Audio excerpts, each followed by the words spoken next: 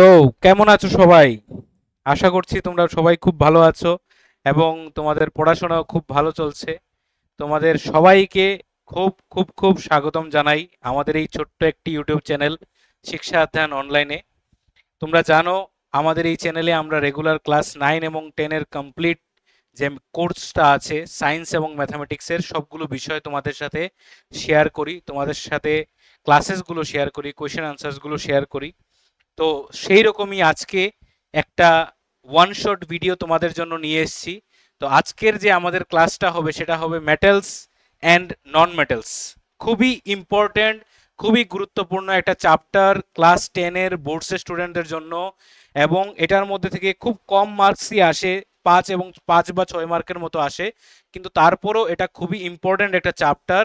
এটার মধ্যে অনেক কনসেপচুয়াল কোয়েশ্চেন থাকে, অনেকই interesting chemical formula related question থাকে, অনেক ডেলি ডেলি বেসিসের, মানে মনে করো তোমার ডেলি লাইফের বেসিসের কিছু কোয়েশ্চেন্স থাকে। কি করে আমাদের ডেলি লাইফে কিছু রিয়েকশনস হচ্ছে, সেই রিয়েকশনস গুলো কেন হচ্ছে না বা কেন হচ্ছে, এই বিষয়গুলো থাকে এই চ্যাপ্টারটার মধ্যে, মেটালস এবং নন মেটালস এর মধ্যে। তো তোমরা যত সময় না পর্যন্ত এই ক্লাসেস এই চ্যাপ্টারটাকে তোমাদের প্র্যাকটিক্যাল লাইফে বা ডেইলি লাইফে তোমরা ইমপ্লিমেন্ট করতে পারছো, তত সময় পর্যন্ত তোমাদের ওই জায়গাতে মানে প্রবলেম থেকেই যাবে। তো আজকের আমাদের এই ক্লাসের পরে আমি আশা করব তোমাদের কোনো ধরনের কোনো জায়গাতে কোনো কনসেপ্ট ত্রুটি থাকবে না এবং সব জায়গা আমরা ভালো করে ক্লিয়ার করব। এবং এটার পর তোমাদের জন্য আসবে একটা পুরো one shot question answer series, Q N A series যেটা আমরা বলি। সো কোয়েশ্চেন আনসার সিরিজ আসবে, যেটার মধ্যে মোস্ট প্রবাবল সব ধরনের, যত ধরনের কোয়েশ্চেন হতে পারে সব কোয়েশ্চেন এই ভিডিওর মধ্যে থাকবে। তো আজকের ক্লাসের মধ্যে আমরা শুধুমাত্র কনসেপ্টটা দেখব এবং নেক্সট যে আমাদের ভিডিওটা আসবে, নেক্সট যে আমাদের ক্লাসটা আসবে, সেটার মধ্যে সেই কনসেপ্টটাকে কি করে আমরা ইমপ্লিমেন্ট করব, সেই কোয়েশ্চেনের মধ্যে কি করে আমরা ইমপ্লিমেন্ট করব, সেই বিষয়টা আমরা দেখব। ঠিক আছে? তো আজকের শুরু করি তোমাদের সাথে, তোমাদেরকে নিয়ে আজকের আমাদের ক্লাস। এবং আহ, তোমরা তোমাদের বই খাতা কলম সবকিছু নিয়ে ভালো করে বসো। চেষ্টা করবে ভিডিওর মাঝখানে পজ করে ভিডিও থেকে না ওঠার, কারণ সেখানে যখন তুমি উঠে যাও বা মনে করো তোমার যখন আনমাইন্ডফুল থাকে তখন কনসেপ্টগুলো মাথা থেকে চলে যায়। এবং অনলাইনের মধ্যে এটাই একটা বিশেষ ত্রুটি থাকে স্টুডেন্টদের মধ্যে, আমরা দেখেছি যে অনলাইনের মধ্যে স্টুডেন্টরা যখন পড়ে তখন সেই পড়াটা বেশি সময় পর্যন্ত মাথাতে থাকে না। তার একটি মাত্র কারণ হলো যে সে কনসেন্ট্রেশন দিয়ে ক্লাসটা ফলো করে না। তো তোমরা যদি কনসেন্ট্রেশন ভালো করে দিয়ে ক্লাসটা ফলো করো তাহলে আশা করব তোমাদের এই সমস্যাটা হবে না। তো তোমরা সব জিনিস, সব মানে এক্সট্রা এক্সওয়াইজেড যে কাজগুলো আছে সবগুলো সরিয়ে রেখে একদম ভালো করে একদম মনোযোগ দিয়ে তোমাদের বই খাতা নিয়ে বসো এবং পেপার নিয়ে বসো, পেন পেপার নিয়ে বসো। এবং আজকের যে ক্লাসটা আমি করাবো সেই ক্লাসটাকে ভালো করে ইম্পর্টেন্ট যে পয়েন্টসগুলো আছে সেগুলো নোট করে রাখতে পারো। এবং আমি সব সময় সব তোমাদেরকে বলি যে স্ক্রিনশট তোমরা রাখবে না, ঠিক আছে? স্ক্রিনশট রাখলে সেই স্ক্রিনশটটা মোবাইলেই থেকে যায়, সেটা কখনোই আর বইয়ে তখনও ওঠে না বা তোমার খাতাতে কখনোই ওঠে না। তো স্ক্রিনশটটা নেবে না, স্ক্রিনশট না নিয়ে সঙ্গে সঙ্গে ভিডিও পজ করে তখনই সেখানে লিখে রেখে দেবে, কারণ এটা রেকর্ডেড আছে তোমাদের জন্য, লাইভ তো নেই। তো লাইভ যদি থাকে তাহলে আচ্ছা স্ক্রিনশট রেখে দিলে আচ্ছা একটা কথা যে পরে তুলে নিলাম, কিন্তু যেহেতু এটা রেকর্ডেড তোমরা ইজিলি পজ করে ভিডিওটা দেখে তারপর নোট করে রেখে দেবে। নোটটা মাস্ট, ঠিক আছে? নোট করবে, নোট না করলে জিনিসগুলো মাথাতে থাকবে না। তো চলো শুরু করি আজকের আমাদের class, metals and non metals, important for both TBSC and CBSE students এবং অন্য অন্য যে স্টেট বোর্ডসের স্টুডেন্টসরা আছো তোমাদের সবের জন্য এটা খুবই গুরুত্বপূর্ণ, খুবই ইম্পর্টেন্ট একটা চ্যাপ্টার। তো দেখি আমাদের এই চ্যাপ্টারের মধ্যে কি কি বিষয় আছে।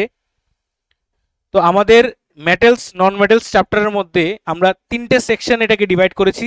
এই সেকশনগুলোর মধ্যে পুরো একটা ক্লাসেসই থাকবে। তো সবচেয়ে প্রথম আমরা যে জিনিসটা পড়বো এটা পড়বো আমাদের মেটালসের বিষয়টা। তো তোমরা ক্লাস 9-এ, ক্লাস 8-এ, 7-এ এইগুলা মানে প্রিভিয়াস যে ক্লাসেসগুলো আছে এই ক্লাসেসগুলোর মধ্যে তোমরা মেটালস নন মেটালস বিষয়ে একদম ভালো করে ধারণা নিয়ে নিয়েছো। মেটালস জিনিসটা কি, নন মেটালস কি। তো এইগুলার যে ডিফারেন্সগুলো তোমরা পড়েছিলে সেই ডিফারেন্সগুলো ছিল তার ফিজিক্যাল বেসিসে, ঠিক আছে? ফিজিক্যাল ডিফারেন্সেস ছিল, যেরকম আমাদের ছিল যে metals are good conductor of heat and electricity, non metals are bad conductor of heat and electricity, ঠিক আছে? মেটালস আর লাস্টার্স, মেটালস আর কি বলে এটাকে, সনোরিয়াস, মেটালস আর মেলিয়েবল, মেটালস আর ডাকটাইল, নন মেটালস আর ব্রিটেল। এই জিনিসগুলো যে আমরা পড়েছিলাম এগুলা ছিল আমাদের ফিজিক্যাল প্রপার্টিজ দিয়ে, মানে একটা মেটালকে দেখে বা একটা নন মেটালকে দেখে তুমি কিভাবে তাকে ডিফারেন্সিয়েট করতে পারবে। কিন্তু আমাদের ক্লাস 10-এ এই বিষয়গুলো নেই। আমাদের ক্লাস 10-এ হলো কেমিক্যাল বেসিসে আমরা মেটাল নন মেটালকে কিভাবে আলাদা করতে পারি। ছোট্ট কিছু কিছু পার্ট আছে, কখনো কখনো কোশ্চেন চলে আসে এক্সামের মধ্যে যেগুলো এক্সেপশন থাকে। যেমন আমরা জানি যে আমাদের মেটালসগুলো ম্যাক্সিমাম সলিড থাকে, কিন্তু তার মধ্যে থেকে একটা মেটাল চলে আসে আমাদের মার্কারি, যেটা রুম টেম্পারেচারে লিকুইড থাকে। তো এই ধরনের এক্সেপশনাল যে কোশ্চেনগুলো সেগুলো কখনো কখনো চলে আসে। যেমন তোমাদের নন মেটালসের মধ্যে আমরা জানি যে নন মেটালসগুলো লাস্ট চার্জ থাকে না, আর নট লাস্ট চার্জ, কিন্তু নন মেটালের মধ্যে একটা চলে আসে যে লাস্ট চার্জ কোনটা বলো, মানে চকচকে যেটা হয়। তো নন মেটালসের মধ্যে আয়োডিন, হ্যাঁ মোস্ট প্রবাবলি আয়োডিনই থাকে, ঠিক আছে, লাস্ট চার্জ থাকে, বা ডায়মন্ড থাকে লাস্ট চার্জ। তো এই ধরনের এক্সেপশনাল যে কোশ্চেনগুলো এইগুলো তোমরা একটু মাথাতে রাখবে, এবং আমি যখন ক্লাস করাবো আমি বলে দেবো যে কোন জায়গাতে এক্সেপশনাল আছে, কোন জায়গা থেকে কোশ্চেন আসতে পারে। তোমরা এই জিনিসগুলো নোট করে রেখে দেবে, বুঝতে পেরেছো? আচ্ছা, তাহলে আমাদের ক্লাসটা শুরু করি। আর বেশি কিছু না বলে আমরা চেষ্টা করবো যত তাড়াতাড়ি পারা যায় আমরা যেন ক্লাসটা মানে র্যাপ আপ করতে পারি, ঠিক আছে? যতটুক তাড়াতাড়ি সম্ভব আমি চেষ্টা করবো তোমাদেরকে একটা পুরো মানে ভিডিওর মধ্যে পুরোটা চ্যাপ্টার বুঝিয়ে দেওয়ার জন্য, ঠিক আছে? আচ্ছা, তাহলে মেটালস এর ডেফিনেশনটা আগে দেখি। এলিমেন্টস, সরি অ্যানিমালস না, elements that are generally solid, bright and shiny in appearance. দেখো এদের এদের ক্যারেক্টারিস্টিক্স এখানে বলে দিয়েছে। সলিড বলেছে, ব্রাইট বলেছে, শাইনি বলেছে। হেভি ইন ওয়েট, ওয়েটে হেভি থাকে, তার মধ্যে এক্সেপশনাল আছে। তার মধ্যে এক্সেপশনাল আছে আমাদের সোডিয়াম আছে, আমাদের পটাশিয়াম আছে, যারা হেভি থাকে না, ঠিক আছে। মেলিয়েবল থাকে, যেমন সলিড বলেছে। তারপরে মেটালসরা কিরকম থাকে, এই এখানে দিয়েছে, এখানে দেয়নি, মানে মেটালসটা স্ট্রং থাকে। তো এখানের মধ্যে আমাদের ওই সোডিয়াম পটাশিয়াম এগুলো স্ট্রং না, এগুলো এক্সেপশনালে আসবে। তো তোমাকে বলবে name a metal which is not strong, ঠিক আছে, বা হুইচ ইজ ভেরি সফট। তো এরকম করে মানে এক্সেপশনাল কোশ্চেনগুলো আসার চান্সেস থাকে। এক্সাম্পল কি দিয়েছে দেখো, দেয়ার, আচ্ছা, ডাকটাইল থাকে, good conductor in of heat and electricity, produce A ডিস্টিং sound, মানে এই সাউন্ড যে বলেছে মানে সোনোরিয়াস বলেছে। এক্সাম্পল কি, gold, silver, copper, iron, sodium, calcium etcetera etcetera are metals, ঠিক আছে। তো মেটালস বেসিক্যালি আমরা মেটাল জিনিসটা জানি, বা তুমি যদি এখনো তুমি ক্লাস 10-এ পড়ো আর এখনো যদি তুমি মেটাল আর নন মেটালকে দেখে তুমি যদি ডিফারেন্সিয়েট করে না বলতে পারো তাহলে কিন্তু তুমি অনেকটাই পিছিয়ে আছো। তুমি যদি মেটালকে দেখে নন মেটালকে দেখে চিনতেই না পারো তাহলে ওর রিয়াকশনগুলি তুমি মনে রাখতে পারবে না, যে ও অ্যাসিডের সাথে কি রিয়াকশন করবে, বেসের সাথে কি করবে, ওয়াটারের সাথে কি করবে, বা বিভিন্ন ধরনের বিভিন্ন কম্পাউন্ডের সাথে কিরকম রিয়াকশন করবে। কারণ তোমার আগে সবচেয়ে প্রথম ফিজিক্যাল প্রপার্টিসটা তোমার জানতে হবে, যে এটা মেটাল, এটা নন মেটাল, এটা এই কারণে মেটাল, এটা এই কারণে নন মেটাল, বুঝতে পেরেছো? আচ্ছা, নেক্সট কি, নেক্সট হলো আমাদের physical properties of metal. Physical properties এর মধ্যে কি কি বলেছে দেখো, metals are generally solid in their natural state. However, mercury is exceptional. Mercury is a metal that remains liquid at room temperature. Room temperature liquid থাকে। তাহলে name a metal which is liquid at room temperature. The answer কি হবে? Answer হবে mercury. In hot countries, metals like gallium and cesium may also remain in liquid form. এটা একটা মাথাতে রাখবে যে হট কান্ট্রিজ, গরম যে কান্ট্রিগুলো আছে সেই কান্ট্রিগুলোর মধ্যেও গেলিয়াম এবং যে সিজিয়াম আছে ওরা মানে রুম টেম্পারেচারে, ওইখানে রুম টেম্পারেচার কিরকম থাকে, লিকুইড থাকে। Metallic লাস্টার, pure metals have shiny লাস্টার surface and R capable of reflecting light, ঠিক আছে।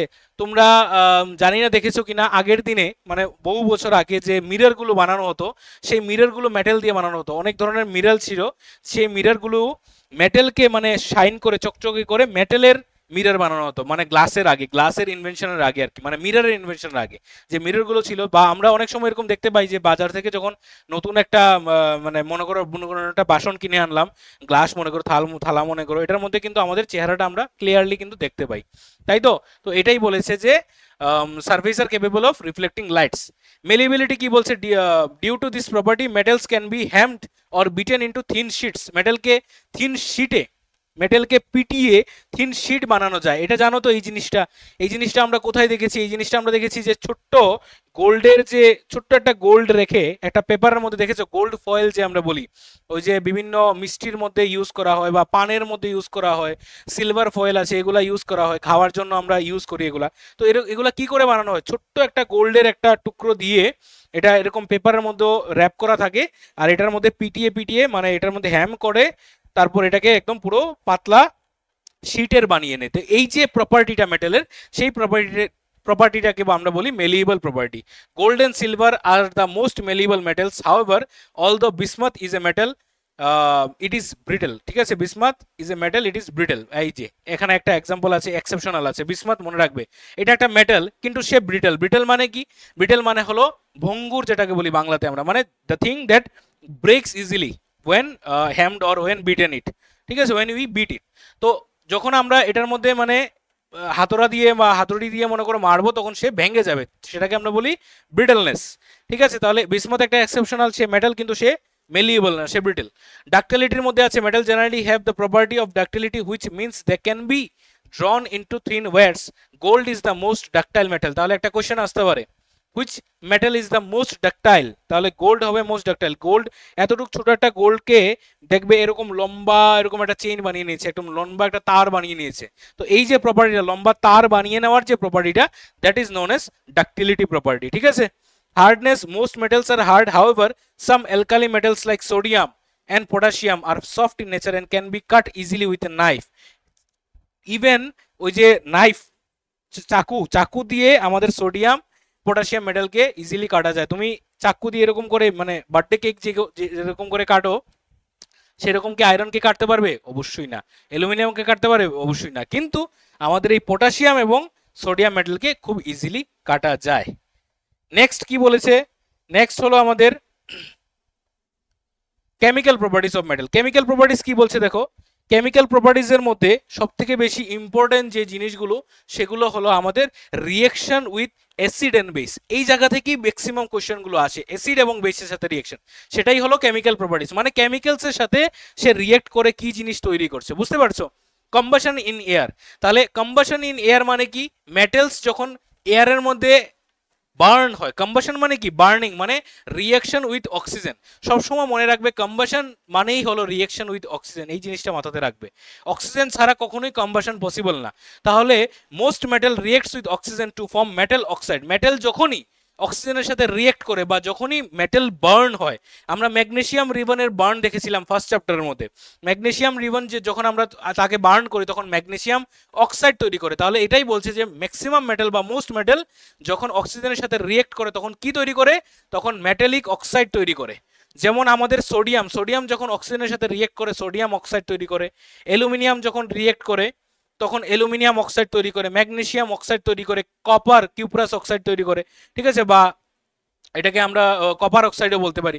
তো এই ধরনের রিয়েকশনগুলোকে আমরা ইম্পর্টেন্ট নোটের মধ্যে রাখবো, কারণ এই জায়গা থেকে তোমাদের একটা কোশ্চেন আসে। এই যে কপারেরটা, ঠিক আছে, ম্যাগনেসিয়াম রিবনেরটাও আসে। ঠিক আছে, ম্যাগনেসিয়াম রিবনটা ওই যে white dazzling DA most probably, ঠিক আছে, হোয়াইট ডেজলিং ফ্লেম দেয়। ঠিক আছে, এটা একটা কোশ্চেন আসে যে why when magnesium burns in oxygen give white dazzling flames। ঠিক আছে, তাহলে ম্যাগনেসিয়ামের যে বার্নিং অক্সিজেনের সাথে, এটা একটা এক্সোথার্মিক রিয়েকশন। ঠিক আছে, এক্সোথার্মিক রিয়েকশন মানে কি? যে রিয়েকশনের মধ্যে হিট ইভলভ হয়, তার জন্য এখানের মধ্যে হিট ইভলভ হয় এবং ম্যাগনেসিয়াম অক্সাইড তৈরি হয়। কপার যখন অক্সিজেনের সাথে রিয়েক্ট করে, তখন কপার অক্সাইড তৈরি করে। কপারের কালারটা কি থাকে? কপারের কালার থাকে ব্রাউন কালার। এই ব্রাউন কালারের কপার যখন অক্সিজেনের সাথে রিয়েক্ট করে, তখন ব্ল্যাক কালারের একটা কপার অক্সাইড তৈরি করে। ঠিক আছে, তাহলে এখানে একটা কোশ্চেন আসে যে হোয়াই ওয়েন কপার ইউটেন্সিলস বা কপার সাবস্টেন্সেস বা copper materials are kept in open air they turns into black, বা হোয়াই ওয়েন টার্নস ইনটু ব্ল্যাকও বলতে পারো, বা why when copper is burn in presence of oxygen বা copper is burn it produces, বা এরকম it produces a black colour substance, name the substance, এরকম হতে পারে। বা ঘুরিয়ে আরো অন্য রকমের প্রশ্ন করতে পারে যে হোয়াই, বা এরকম ডাইরেক্ট একটা স্টেটমেন্ট দিয়ে বলতে পারে a brown colour metal is burn in air to gives black colour substance, name the brown colour metal and the black colour substance, এরকম করে দিতে পারে। তো তোমরা যখনই এই ধরনের রিয়েকশনগুলো দেখবে না, যখনই তোমাদের ম্যাটেরিয়ালে বা যখনই তোমাদের বুকসের মধ্যে মানে রিয়েকশনগুলো দেখবে, সবসময় মাথাতে রাখবে যে এই রিয়েকশনের কালারগুলো কি বলছে, কারণ কোয়েশ্চেনগুলো আসে না ম্যাক্সিমাম কালার দিয়ে। কোয়েশ্চেনগুলো ম্যাক্সিমাম আসে কালার দিয়ে। কালারটা কি করে সে চেঞ্জ করছে, কি কালার থেকে কি কালার হচ্ছে, সেই কালার দিয়ে ম্যাক্সিমাম কোয়েশ্চেনগুলো আসে। যেমন আমাদের নাইট্রোজেন ডাইঅক্সাইড গ্যাস যখন ইভলভ হয়, একটা রিয়েকশন আমরা অ্যাসিড বেসের মধ্যে হয়তো বা পেয়েছিলাম যে নাইট্রোজেন ডাইঅক্সাইড যখন মানে ইভলভ হয়, গ্যাস NO2 যখন ইভলভ হয় তখন ব্রাউন কালার সে দেয়, ব্রাউন কালার গ্যাস বের হয়। তাহলে এই ব্রাউন গ্যাসটা তো বললো যে কোনো একটা রিয়েকশন, মনে করো ফেরাস সালফেট, ঠিক আছে, তো ফেরাস সালফেটকে আমি যখন হিট করলাম তখন একটা ব্রাউন কালার গ্যাস বেরোলো, সেই গ্যাসটার নাম করো, আইডেন্টিফাই দ্য গ্যাস। তো ব্রাউন কালার তোমার মাথাতে রাখতে হবে যে ব্রাউন কালার গ্যাসটা কোনটা, সবসময় মাথাতে রাখবে যে এই কালারগুলো দিয়ে কোশ্চেন ম্যাক্সিমাম আসে এক্সামে। রিয়েকশন উইথ ওয়াটার, ওয়াটারের সাথে রিয়েকশন পটাশিয়াম অ্যান্ড সোডিয়াম, এগুলা খুবই highly reactive metal, react vigorously with water and produces metal hydroxide. এই ধরনের মেটালগুলো প্রচণ্ডভাবে ওয়াটারের সাথে রিয়েক্ট করে, any kind of water, normal water, তুমি বলতে পারো স্টিম ওয়াটার বা কোল্ড ওয়াটার, যে কোনো ধরনের জলের সাথে, জলের মধ্যে দিলেই হলো, জলের মধ্যে দিলেই ওরা কি করে সঙ্গে সঙ্গে জলের সাথে রিয়েক্ট করে কি তৈরি করে, এই অক্সাইডগুলো তৈরি করে, ঠিক আছে, মানে হাইড্রোক্সাইড তৈরি করে, মেটালিক হাইড্রোক্সাইড তৈরি করে, যেমন পটাশিয়াম হাইড্রোক্সাইড, সোডিয়াম হাইড্রোক্সাইড। তাহলে তোমাকে এরকম বলতে পারে a metal reacts with acid, reacts with water and produces a solution which turns red litmus blue। তাহলে রেড লিটমাস ব্লু মানে কি, তার মানে কি এই যে সলিউশনটা সেটা কি, সেটা বেসিক সলিউশন। তাহলে এরকম করে ঘুরিয়ে ঘুরিয়ে কিন্তু বারবার আমি বলছি প্রশ্নগুলো করতে পারে, এবং তার সাথে মোস্ট ইম্পর্টেন্ট তার সাথে হাইড্রোজেন গ্যাস ইভলভ করে, এই জিনিসটা মাথাতে রাখতে হবে।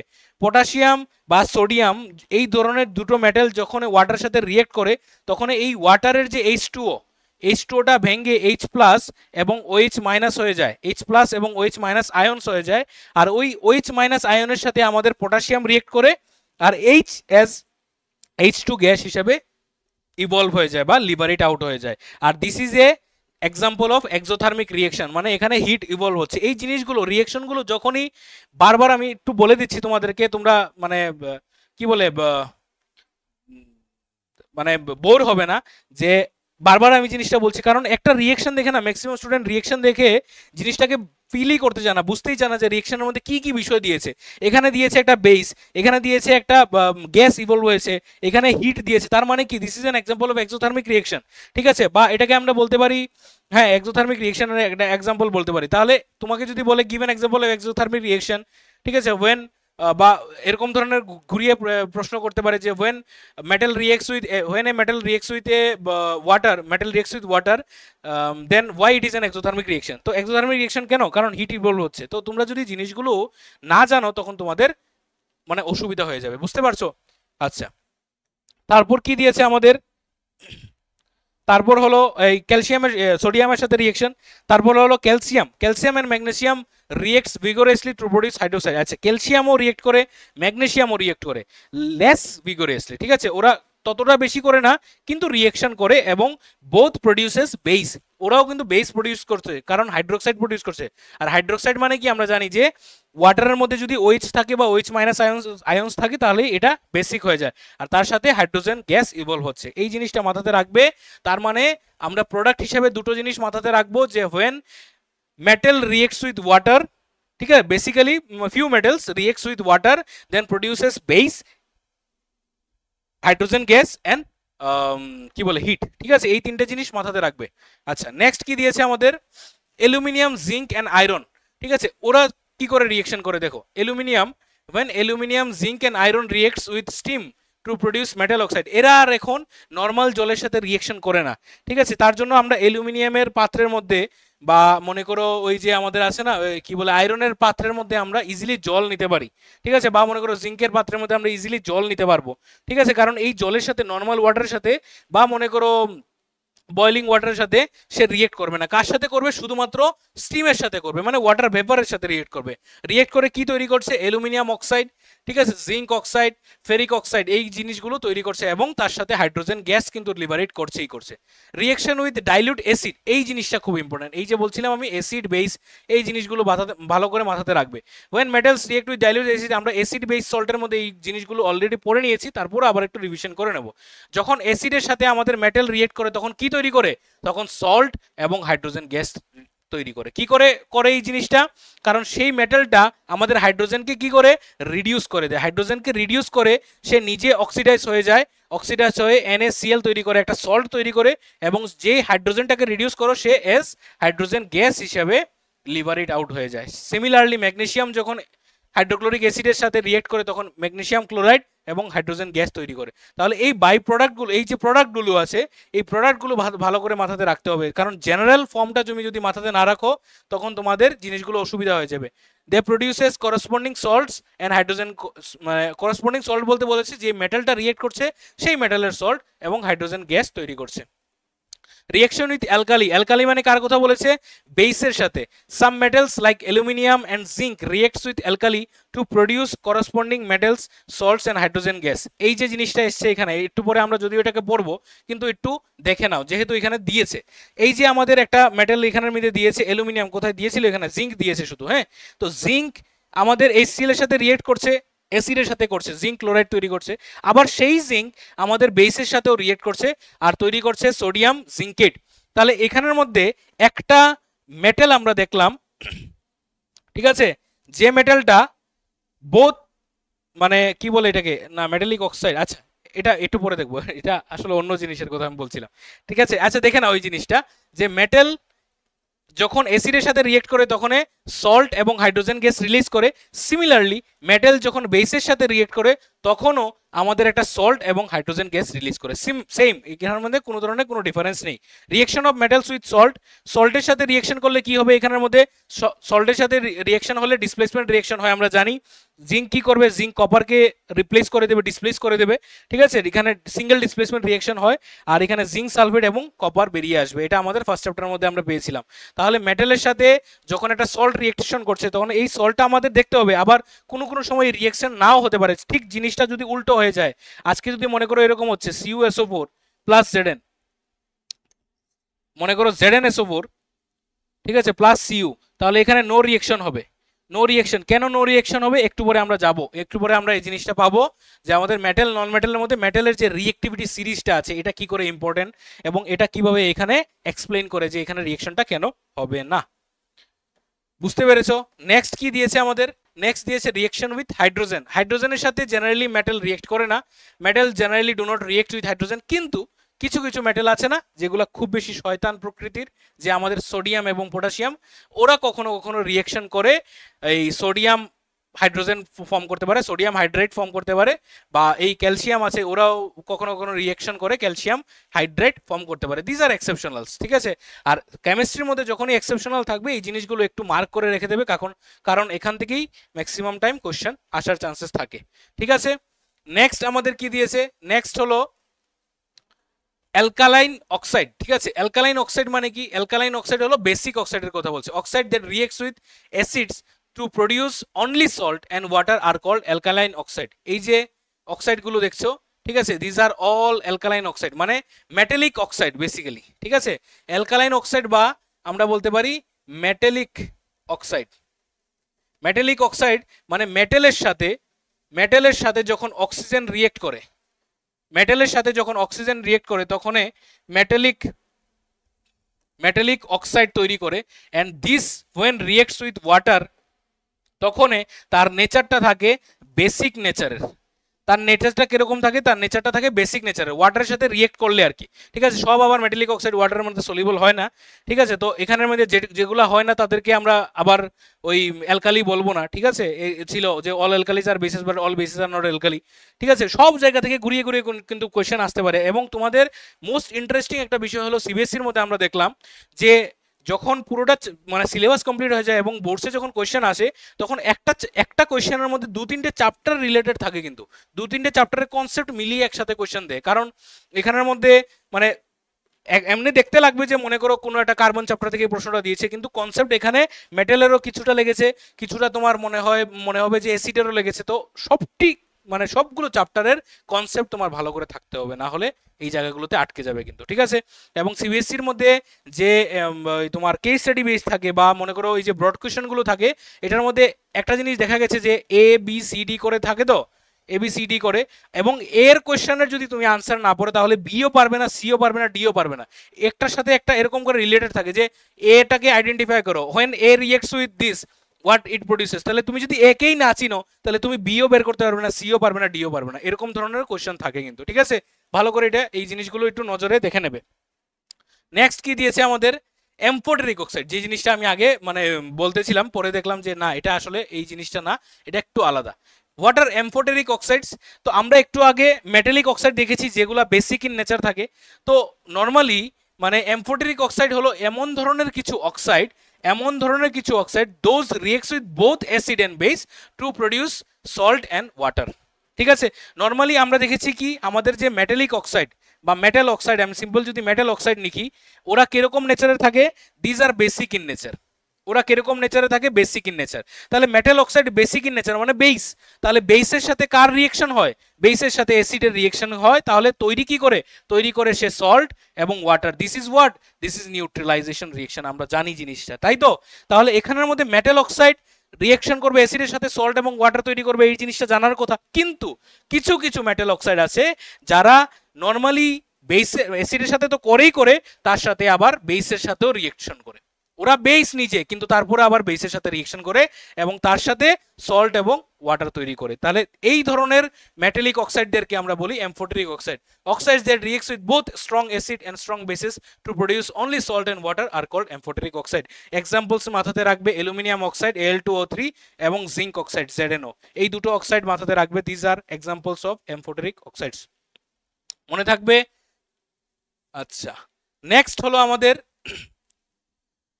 Special cases, examples with equations. কিছু স্পেশাল কেস আছে, ঠিক আছে? এই জায়গা থেকে কোশ্চেন আসতে পারে স্পেশাল কেসের মধ্যে, ঠিক আছে? এই জায়গাগুলো খুব ইম্পর্টেন্ট। এই যে কোশ্চেনটা, এটা তো মানে প্রচন্ডভাবে ইম্পর্টেন্ট। ম্যাগনেসিয়ামের এবং ম্যাঙ্গানিজের যে রিয়েকশনটা, মেটালিক ম্যাঙ্গানিজ, ঠিক আছে, is reacted with very dilute nitric acid বা ডাইলুট নাইট্রিক অ্যাসিড। আচ্ছা, আমরা নর্মালি দেখেছি যে আমাদের মেটালগুলো যখন অ্যাসিডের সাথে রিয়েকশন করে তখন সল্ট এবং হাইড্রোজেন গ্যাস লিবারেট করে। কিন্তু এমন একটা অ্যাসিড আছে যার নাম হলো নাইট্রিক অ্যাসিড। সে কখনোই কোনো মেটালের সাথে রিয়েকশন করে হাইড্রোজেন গ্যাস তৈরি করে না। কেন? Because it is a strong oxidising agent. সে কি করে? সে যে হাইড্রোজেন গ্যাসটা তৈরি হয়, মনে করো এই জিনিসটা রিয়েকশন হচ্ছে, মনে করো আজকে আমি অ্যালুমিনিয়ামের সাথে রিয়েকশন করলাম HNO3, অ্যালুমিনিয়ামের সাথে রিয়েকশন করলাম HNO3 নাইট্রিক অ্যাসিডের। তো এখানে নরমালি কি হওয়ার কথা ছিল? এখানে হওয়ার কথা ছিল এল, একটা হবে না নাইট্রোজেন, এল এল এল NO3 হোল 3, এটা হবে, ঠিক আছে, প্লাস H2। মোটামুটি এই জিনিসটা হওয়ার কথা ছিল, কিন্তু আমরা দেখবো যে এই রিয়েকশনটা পসিবল হবে না। কেন? Because our this nitric acid is highly বা ইজ স্ট্রং অক্সিডাইজিং এজেন্ট। তো সে কি করে? সে এই যে হাইড্রোজেন গ্যাসটা লিবারেট হয় তাকে ফার্দার অক্সিজেনের সাথে রিয়েক্ট করিয়ে H2O তৈরি করে দেয়, জল তৈরি করে দেয়, ঠিক আছে, জল তৈরি করে দেয়, হুইচ ইজ মানে লিকুইড ইন স্টেট বা মানে লিকুইড বলতে পারো, ঠিক আছে? তো এখানে হাইড্রোজেন গ্যাস লিবারেটই হয় না, কারণ কেন? কারণ ইট is a strong oxidising agent. কিন্তু তারপরও দুটো মেটাল আছে আমাদের, ম্যাগনেসিয়াম এবং ম্যাঙ্গানিজ, নাম দেখতে সেম কিন্তু জিনিসগুলো আলাদা, ঠিক আছে? একটা হলো ম্যাগনেসিয়াম অ্যান্ড ম্যাগনেসিয়াম এবং ম্যাঙ্গানিজ, এই দুটো ম্যাগনেসিয়াম এবং ম্যাঙ্গানিজ, এই দুটো মেটাল আছে যারা শুধুমাত্র আমাদের নাইট্রিক অ্যাসিডের সাথে রিয়েক্ট করে হাইড্রোজেন গ্যাস লিবারেট করতে পারে। এটা খুব ইম্পর্টেন্ট এবং এখান থেকে কোশ্চেন আসে ম্যাক্সিমাম কেসে। Reaction between very dilute nitric acid and magnesium nitrate and hydrogen gas are produced, ঠিক আছে? Magnesium is heated in the presence of steam. When magnesium is heated in steam, it burns brightly and produces magnesium oxide and hydrogen gas. Magnesium যখন ওয়াটারের সাথে reaction করে তখন magnesium oxide এবং hydrogen gas তৈরি করে। Magnesium in reaction with boiling ওয়াটারের সাথে মানে গরম জলের সাথে রিঅ্যাকশন করলেও ম্যাগনেসিয়াম অক্সাইড এবং ওয়াটার তৈরি করে। Zinc is heated in concentrated caustic soda. জিঙ্ককে যখন আমরা কস্টিক সোডা মানে জিঙ্ককে বেসের সাথে রিঅ্যাকশন করছি, তাহলে জিঙ্ককে যখন বেসের সাথে রিঅ্যাকশন করাবো তখন সোডিয়াম জিঙ্কেট তৈরি করবে, ঠিক আছে? সোডিয়াম জিঙ্কেট সল্ট এবং হাইড্রোজেন গ্যাস তৈরি করবে। কেন? কারণ জিঙ্ক আমরা জানি একটা এমফোটেরিক অক্সাইড। জিঙ্কের যে অক্সাইডটা সেটা এমফোটেরিক অক্সাইড হয়, তার জন্য সে বেসের সাথে রিঅ্যাকশন করছে। বা নর্মালি আমরা দেখেছি যে আমাদের যে মেটালগুলো থাকে ওরা বেসের সাথে রিঅ্যাকশন করে সল্ট এবং হাইড্রোজেন গ্যাস তৈরি করে, যেরকম অ্যাসিডের সাথে করে সেম ভাবে করে, কিন্তু ওই ওর যে অক্সাইডটা সেটা মানে অ্যাসিডের সাথেও করে বেসের সাথেও করে, এটা দেখেছিলাম, যেটার মধ্যে আমরা এমফোটেরিক অক্সাইডটাকে বলেছিলাম। ঠিক আছে, তাহলে তোমরা মাথাতে রাখবে যে ম্যাগনেসিয়াম এবং ম্যাঙ্গানিজ এরা দুজনই আছে metal, those reacts with nitric acid to produce hydrogen gas. আর কেউ পারে না হাইড্রোজেন গ্যাস তৈরি করতে, মনে থাকবে তো? আচ্ছা, নেক্সট কি, oxygen gas is passed over red hot iron. ঠিক আছে, অক্সিজেন গ্যাস অক্সিজেনকে যখন রেড হট আয়রনকে মানে গরম আয়রনের মধ্যে, গরম লোহার মধ্যে যখন পাস করা হয় তখন ফেরিক অক্সাইড তৈরি করে। ঠিক আছে, এই জিনিসগুলো মাথাতে রাখবে, ferric oxide. What happens when oxygen is passed over red hot iron, question আসতে পারে। ঠিক আছে, it produces ferric oxide iron in reaction with hot concentrated nitric acid. এই যে, তো এখানে কি বলছে দেখো, আয়রন যখন আমাদের হট কনসেন্ট্রেটেড নাইট্রিক অ্যাসিডের সাথে রিঅ্যাকশন করে, সেটা কি পারবে? একটু আগে আমরা দেখেছি যে আমাদের নাইট্রিক অ্যাসিডের সাথে শুধু ম্যাগনেসিয়াম এবং ম্যাঙ্গানিজ ওরাই শুধু রিঅ্যাকশন করে হাইড্রোজেন গ্যাস তৈরি করতে পারে। তাহলে কি আমাদের আয়রন পারবে? অবশ্যই পারবে না। দেখো আয়রন কি তৈরি করছে, তাহলে iron when reacted with nitric acid it produces ferrous nitrate, ঠিক আছে, নাইট্রোজেন ডাইঅক্সাইড এবং ওয়াটার। এই যে আমাদের হাইড্রোজেন গ্যাসটা, যে হাইড্রোজেন গ্যাসটা তৈরি হওয়ার কথা ছিল, সেই হাইড্রোজেন গ্যাসটাকে সে কি করেছে, সেই হাইড্রোজেন গ্যাসটাকে সে অক্সিডাইজ করে দিয়েছে, এবং ফার্দার কি তৈরি করেছে, মানে জল তৈরি করেছে, মানে হাইড্রোজেন ডাইঅক্সাইড তৈরি করেছে, কি বলছি, ওয়াটার তৈরি করেছে। ঠিক আছে, H2O তৈরি করেছে। আচ্ছা আচ্ছা, তারপর এখানের মধ্যে দেখো তোমাদের কোনো জায়গাতে কি এখানে সমস্যা হচ্ছে যে আমি যে এই জায়গাতে বারবার আমি এখানে ফেরাস নাইট্রেট বলছি বা এখানে ফেরিক অক্সাইড বলছি, এই জায়গাতে যদি অসুবিধা থাকে তাহলে আমি একটু আবার রিভাইজ করে তোমাদেরকে বলে দেই। যখন আমরা ফেরাস বলি, ঠিক আছে, যখন আমরা ফেরাস বলি, ফেরাস মানে হলো +2 আর ফেরিক মানে হলো +3। ঠিক আছে, আয়রন তার যে আয়রনের ভ্যালেন্সিটা দুটো দেখায়, সে কখনো কখনো 3টে ইলেকট্রনও ছাড়ে বা কখনো কখনো 2টো ইলেকট্রন ছাড়ে। যখন সে 2টো ইলেকট্রন ছাড়বে তখন তার নাম হবে ফেরাস, আর যখন সে 3টে ইলেকট্রন ছাড়বে তখন তার নাম হবে ফেরিক। মানে এই জিনিসটা কি করে মনে রাখবে আমি বলে দিই, +3 মানে 3 যেখানে, এখানে নামটা ছোট, ঠিক আছে, আর 2 যেখানে, এখানে নামটা বড়, এইভাবে নামটাকে মনে রাখবে। 3 যেখানে নামটা ছোট, ফেরিক নামটা ছোট, ফেরাস নামটা বড় কিন্তু ভ্যালেন্সি ছোট।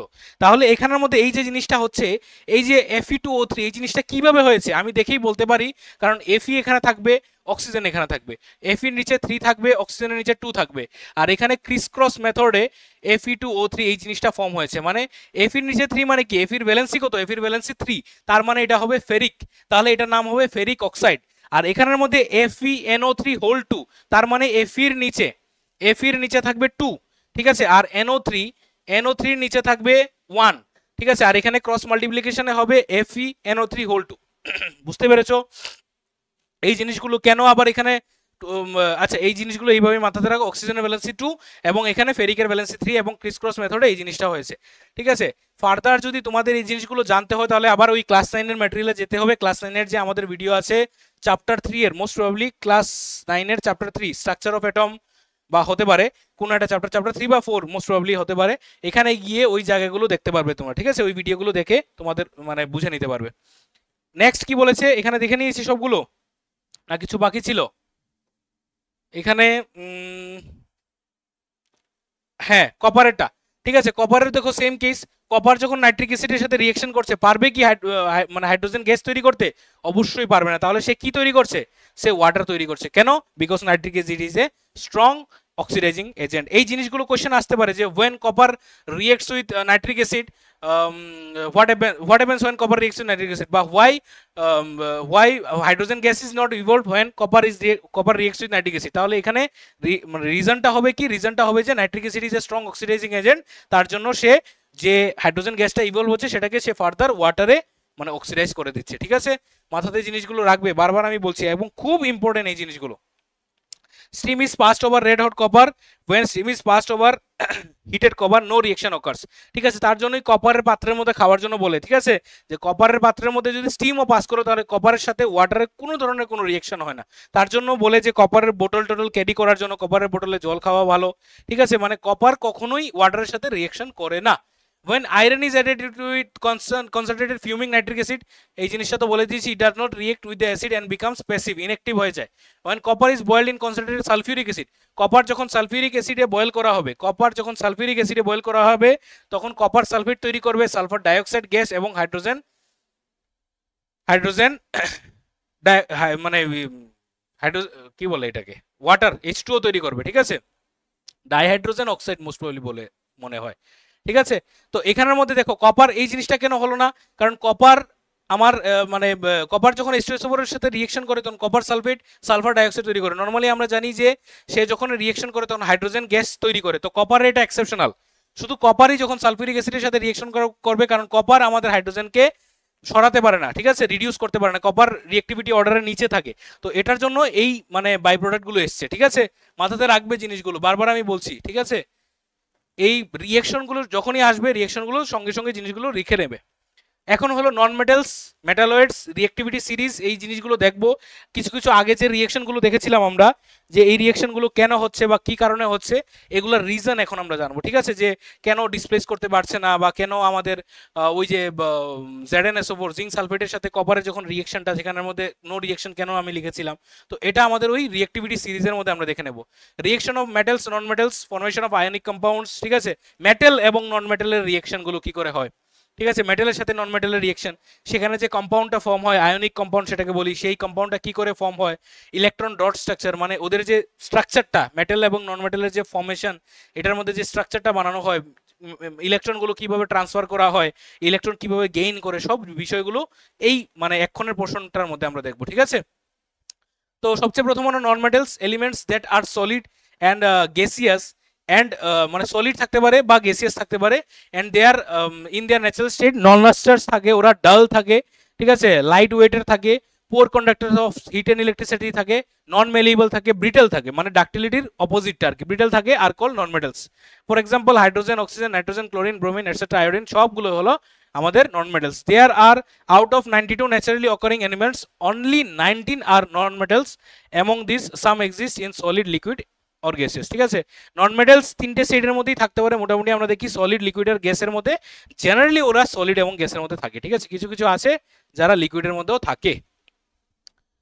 ফিজিক্যাল স্টেট কি কি আছে দেখো, non metals are generally found in solid, ঠিক আছে, ওরা নর্মালি মানে সলিড বা গ্যাসিয়াস স্টেটে পাওয়া যায়, কিন্তু এক্সেপশনাল থাকবে, most solid and non metals are usually soft. However diamond, diamond এই যে আমরা বলেছি যে আমাদেরকে বলেছে যে মোস্ট নন মেটালস ওরা কিরকম থাকে, ওরা সফট থাকে, কিন্তু diamond a form of carbon is a non-metal that is extremely hard in solid state. Bromine is a non-metal that exists in a liquid state at room temperature. Normally আমাদেরকে বলেছে যে maximum নন metal room টেম্পারেচারের মধ্যে solid বা গ্যাসে থাকে, কিন্তু bromine হলো এরকম একটা নন metal which exist at room temperature, exist at as a liquid state in room temperature বা at room temperature. Lusters কিরকম থাকে, non metals are usually dull in appearance and can not reflect light. However iodine, diamond, graphite are shiny despite being non metals, ঠিক আছে, নন metal হয়েও ওরা কি, ওরা shiny থাকে, আয়োডিন, ডায়মন্ড, গ্রাফাইট ওরা। Conductivity, non metals are poor conductor of heat and electricity, however graphite and gas carbon, ঠিক আছে, এক্সাম্পলস এখানে থাকতে পারে, যে নন মেটালস আমরা সাধারণত জানি they are very bad conductor of heat and electricity, কিন্তু তার মধ্যে থেকে গ্রাফাইট এবং গ্যাস কার্বন, গ্রাফাইট এবং গ্যাস কার্বন হলো এমন দুটো non metal, they are good conductors of electricity even they are non metals. Brittle nature, non metals are neither malleable nor ductile, ঠিক আছে, ওরা মেলিয়েবলও থাকে না, ডাকটাইলও থাকে না, ওরা ব্রিটেল ইন ন্যাচারালি থাকে, ঠিক আছে। Impact resistance, non metals are not impact resistance. Impact resistance কথাটার মানে কি, মানে ওদের উপর ইম্প্যাক্ট পড়লে ওরা রেজিস্ট করতে পারে না, ভেঙে যায়, যেটাকে বলি আমরা ব্রিটলনেস, ঠিক আছে। They can not be beaten into sheets or drawn into thin wires. ওই যে শিট বানানো যাবে না মানে মেলিয়েবল না, আর থিন ওয়্যারস বানানো যাবে না মানে কি, মানে ওই ডাকটাইল না, ঠিক আছে। এই দুটো জিনিসের মধ্যে কোনোটাই তাদের মধ্যে থাকে না। Chemical properties of non metal, যেটা আমাদের মোস্ট ইম্পর্টেন্ট পোর্শন, ওইখান থেকেও আসে, কিন্তু মোস্ট ইম্পর্টেন্ট মানে এটা মাথাতে রাখবে না যে ওইখান থেকে আসে না, ঠিক আছে, ফিজিক্যাল প্রপার্টিস থেকেও আসে কখনো কোনো এক্সামে। রিয়েকশন উইথ অক্সিজেন, অক্সিজেনের সাথে রিয়েকশন, যখন নন মেটালস অক্সিজেনের সাথে রিয়েকশন করে তখন নন মেটালিক অক্সাইড তৈরি করে। দিস নন মেটালিক অক্সাইডগুলো আমি বলে দিই, আগে আমরা দেখেছি কি metallic oxide basic in nature, therefore non metallic oxide will be acidic in nature. ওরা কিরকম হবে, অ্যাসিডিক নেচারের হবে, বলে দিচ্ছি আগে থেকে, অ্যাসিডিক নেচারের হবে, মানে ওরা জলের সাথে মিশলে কি তৈরি করে, H+ আয়ন তৈরি করে, ঠিক আছে, তার জন্য ওরা অ্যাসিডিক ইন নেচারে থাকে। The oxides are generally acidic in nature, only a few non metallic oxides are neutral in nature, কিছু কিছু আবার নিউট্রাল থাকে। Acidic oxides includes carbon dioxide, sulphur dioxide, ঠিক আছে, তারপরে কি বলে এটাকে, ফসফরাস অক্সাইড বলতে পারো, ঠিক আছে, P2O3। তাহলে এগুলা কি, this are all examples of acidic oxide, ঠিক আছে। নন মেটালস অ্যাসিডিক হতে পারে বা নিউট্রাল হতে পারে কিন্তু, ঠিক আছে। কার্বন ডাইঅক্সাইড যখন ওয়াটারের সাথে রিয়েকশন করে তখন কার্বনিক অ্যাসিড তৈরি করে, ঠিক আছে। সালফার ডাইঅক্সাইড যখন ওয়াটারের সাথে রিয়েক্ট করে তখন সালফিউরাস অ্যাসিড তৈরি করে। কোনো কোনো জায়গাতে এটা সালফিউরিক অ্যাসিডও দিয়েছে, H2SO4, এটাও হতে পারে, ঠিক আছে, সালফিউরিক অ্যাসিড তৈরি করে, ঠিক আছে। অ্যাসিড রেইনের যে কজগুলো, এগুলো আমরা এখানের মধ্যে দেখবো যে অ্যাসিড রেইনের যে কজ আমরা দেখে নিয়েছিলাম মোস্ট প্রবলি, ঠিক আছে। আমি মিক্স করে নিই দুটো চ্যাপ্টার, এই চ্যাপ্টার 2 আর 3। এখানের মধ্যে কি দেখেছিলাম যে আমাদের ওই যে কার্বন ডাইঅক্সাইড, সালফার ডাইঅক্সাইড, তারপরে নাইট্রোজেন ডাইঅক্সাইড NO2, এরা যখন ওয়াটারের সাথে রিয়েক্ট করে, তখন কি তৈরি করে, এই যে HNO3 তৈরি করলো, ঠিক আছে। HNO3 এটা আবার জলের সাথে যখন মিশে যায়, রেইনের সাথে যখন মিশে যায়, তখন সেই রেইনটা কি আমরা বলি কি অ্যাসিড রেইন। তো এই যে নন মেটালিক অক্সাইডগুলো এরা যখন ওয়াটারের সাথে মিশে তখন যে কম্পাউন্ডটা ফর্ম করে, দিস ইজ কি বলে এটাকে, অ্যাসিডিক ইন নেচার। নিউট্রাল অক্সাইডের মধ্যে এক্সাম্পল হলো কার্বন মনোক্সাইড, ওয়াটার, ঠিক আছে, কি এটাকে, ডাইনাইট্রোজেন অক্সাইড, ঠিক আছে, N2O, ঠিক আছে, ডাইনাইট্রোজেন অক্সাইড, এগুলা কি, this are neutral in nature, ঠিক আছে। Reaction with water, non metals do not react with water or steam, they do not produce hydrogen gas, ঠিক আছে। নন মেটাল ওয়াটারের সাথে রিয়েক্ট করে না বা কোনো ধরনের কোনো স্টিমের সাথেও কখনো রিয়েকশন করে না, ঠিক আছে, এবং ওরা কোনো ধরনের হাইড্রোজেন গ্যাস ট্যাস এগুলা রিলিজ করে না, মানে আমাদের মেটালের মধ্যে ওরা এরকম নেচার ওদের নেই। রিয়েকশন উইথ অ্যাসিডস, অ্যাসিডের সাথে reaction, non metals do not react with dilute acid and do not produce hydrogen gas. Non metal সাধারণত আমাদের অ্যাসিডের সাথে রিয়েকশন করে হাইড্রোজেন গ্যাস তৈরি করে না আমাদের মেটালের মতো। This is because non metal do not lose electrons. দেখো এখানে ইলেকট্রন লুজ করে না আসলে, non metals do not lose electrons and therefore can not donate electrons to the hydrogen ions. এখানে কি হয় আসলে, দেখো হাইড্রোজেনটাকে কি করা হয়, হাইড্রোজেনটাকে রিডিউস করা হয়। আমরা রিডাকশন পড়েছি অক্সিডেশন রিডাকশনের মধ্যে, তো রিডাকশন মানে কি, গেইন অফ ইলেকট্রন।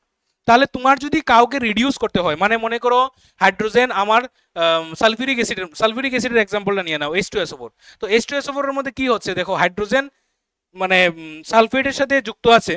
তো এখানের মধ্যে হাইড্রোজেনকে যদি তোমার সরাতে হয় তাহলে তোমার নিচে হাইড্রোজেনকে দিতে হবে electron, and you will be oxidise, তুমি অক্সিডাইজ হয়ে যাবে, কিন্তু হাইড্রোজেন কি হবে, রিডিউস হবে। তাহলে তোমার সেই ক্যাপাবিলিটি থাকতে হবে, তোমার সেই ক্যাপাসিটি থাকতে হবে ইলেকট্রন দেওয়ার।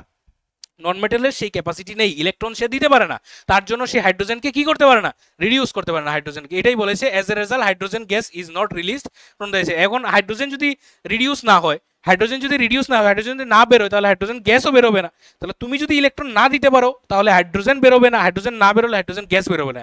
আর নন মেটাল কখনো ইলেকট্রন দিতে পারে না, দে are always electro negative element, তারা ইলেকট্রো পজিটিভ থাকে না, মেটাল আর ইলেকট্রো পজিটিভ এলিমেন্ট, ঠিক আছে। Releases from it. However, non-metals may react with concentrated or strong acid to form oxides. কখনো কখনো ওরা স্ট্রং অ্যাসিডের সাথে রিঅ্যাকশন করে হয়তোবা কিছু অক্সাইড তৈরি করতে পারে, ঠিক আছে, সালফার ডাইঅক্সাইড বা ওয়াটার তৈরি করতে পারে। কনসেন্ট্রেটেড নাইট্রিক অ্যাসিডের সাথে যখন ফসফরাস রিয়েক্ট করে তখন ফসফরিক অ্যাসিড তৈরি করতে পারে, নাইট্রোজেন ডাইঅক্সাইড ওয়াটার তৈরি করতে, এগুলা শুধুমাত্র কনসেন্ট্রেটের সাথে রিঅ্যাকশন মানে কোনো কোনো কেসে হতে পারে। Displacement reaction like metals, non metals also exhibits displacement reaction. For example, যখন নন মেটাল আমাদের এই যে জিনিসটা সোডিয়াম ব্রোমেট, ঠিক আছে, এটা একটা সল্ট বলতে পারো, ঠিক আছে, এই সোডিয়াম ব্রোমেটের সাথে যখন রিঅ্যাকশন করে তো chlorine is highly electropositive than bromine. তাহলে ক্লোরিন কি করে, ক্লোরিন ব্রোমিনকে সরিয়ে দেয়, ঠিক আছে, সরিয়ে দিয়ে সোডিয়ামের সাথে বসে ব্রোমিন বের করে দিল। তাহলে this is an example what, this is an example displacement reaction, যেটা আমরা ওই ইয়ের মধ্যে দেখেছিলাম, zinc Zn plus CuSO4 kind of এই রিঅ্যাকশন না, ZnSO4 প্লাস Cu, দেখতে মোটামুটি সেম না এই জিনিসটা। তো এই জিনিসটাও পসিবল তখনই যখন এটা হাইলি ইলেকট্রোপজিটিভ হবে তার থেকে।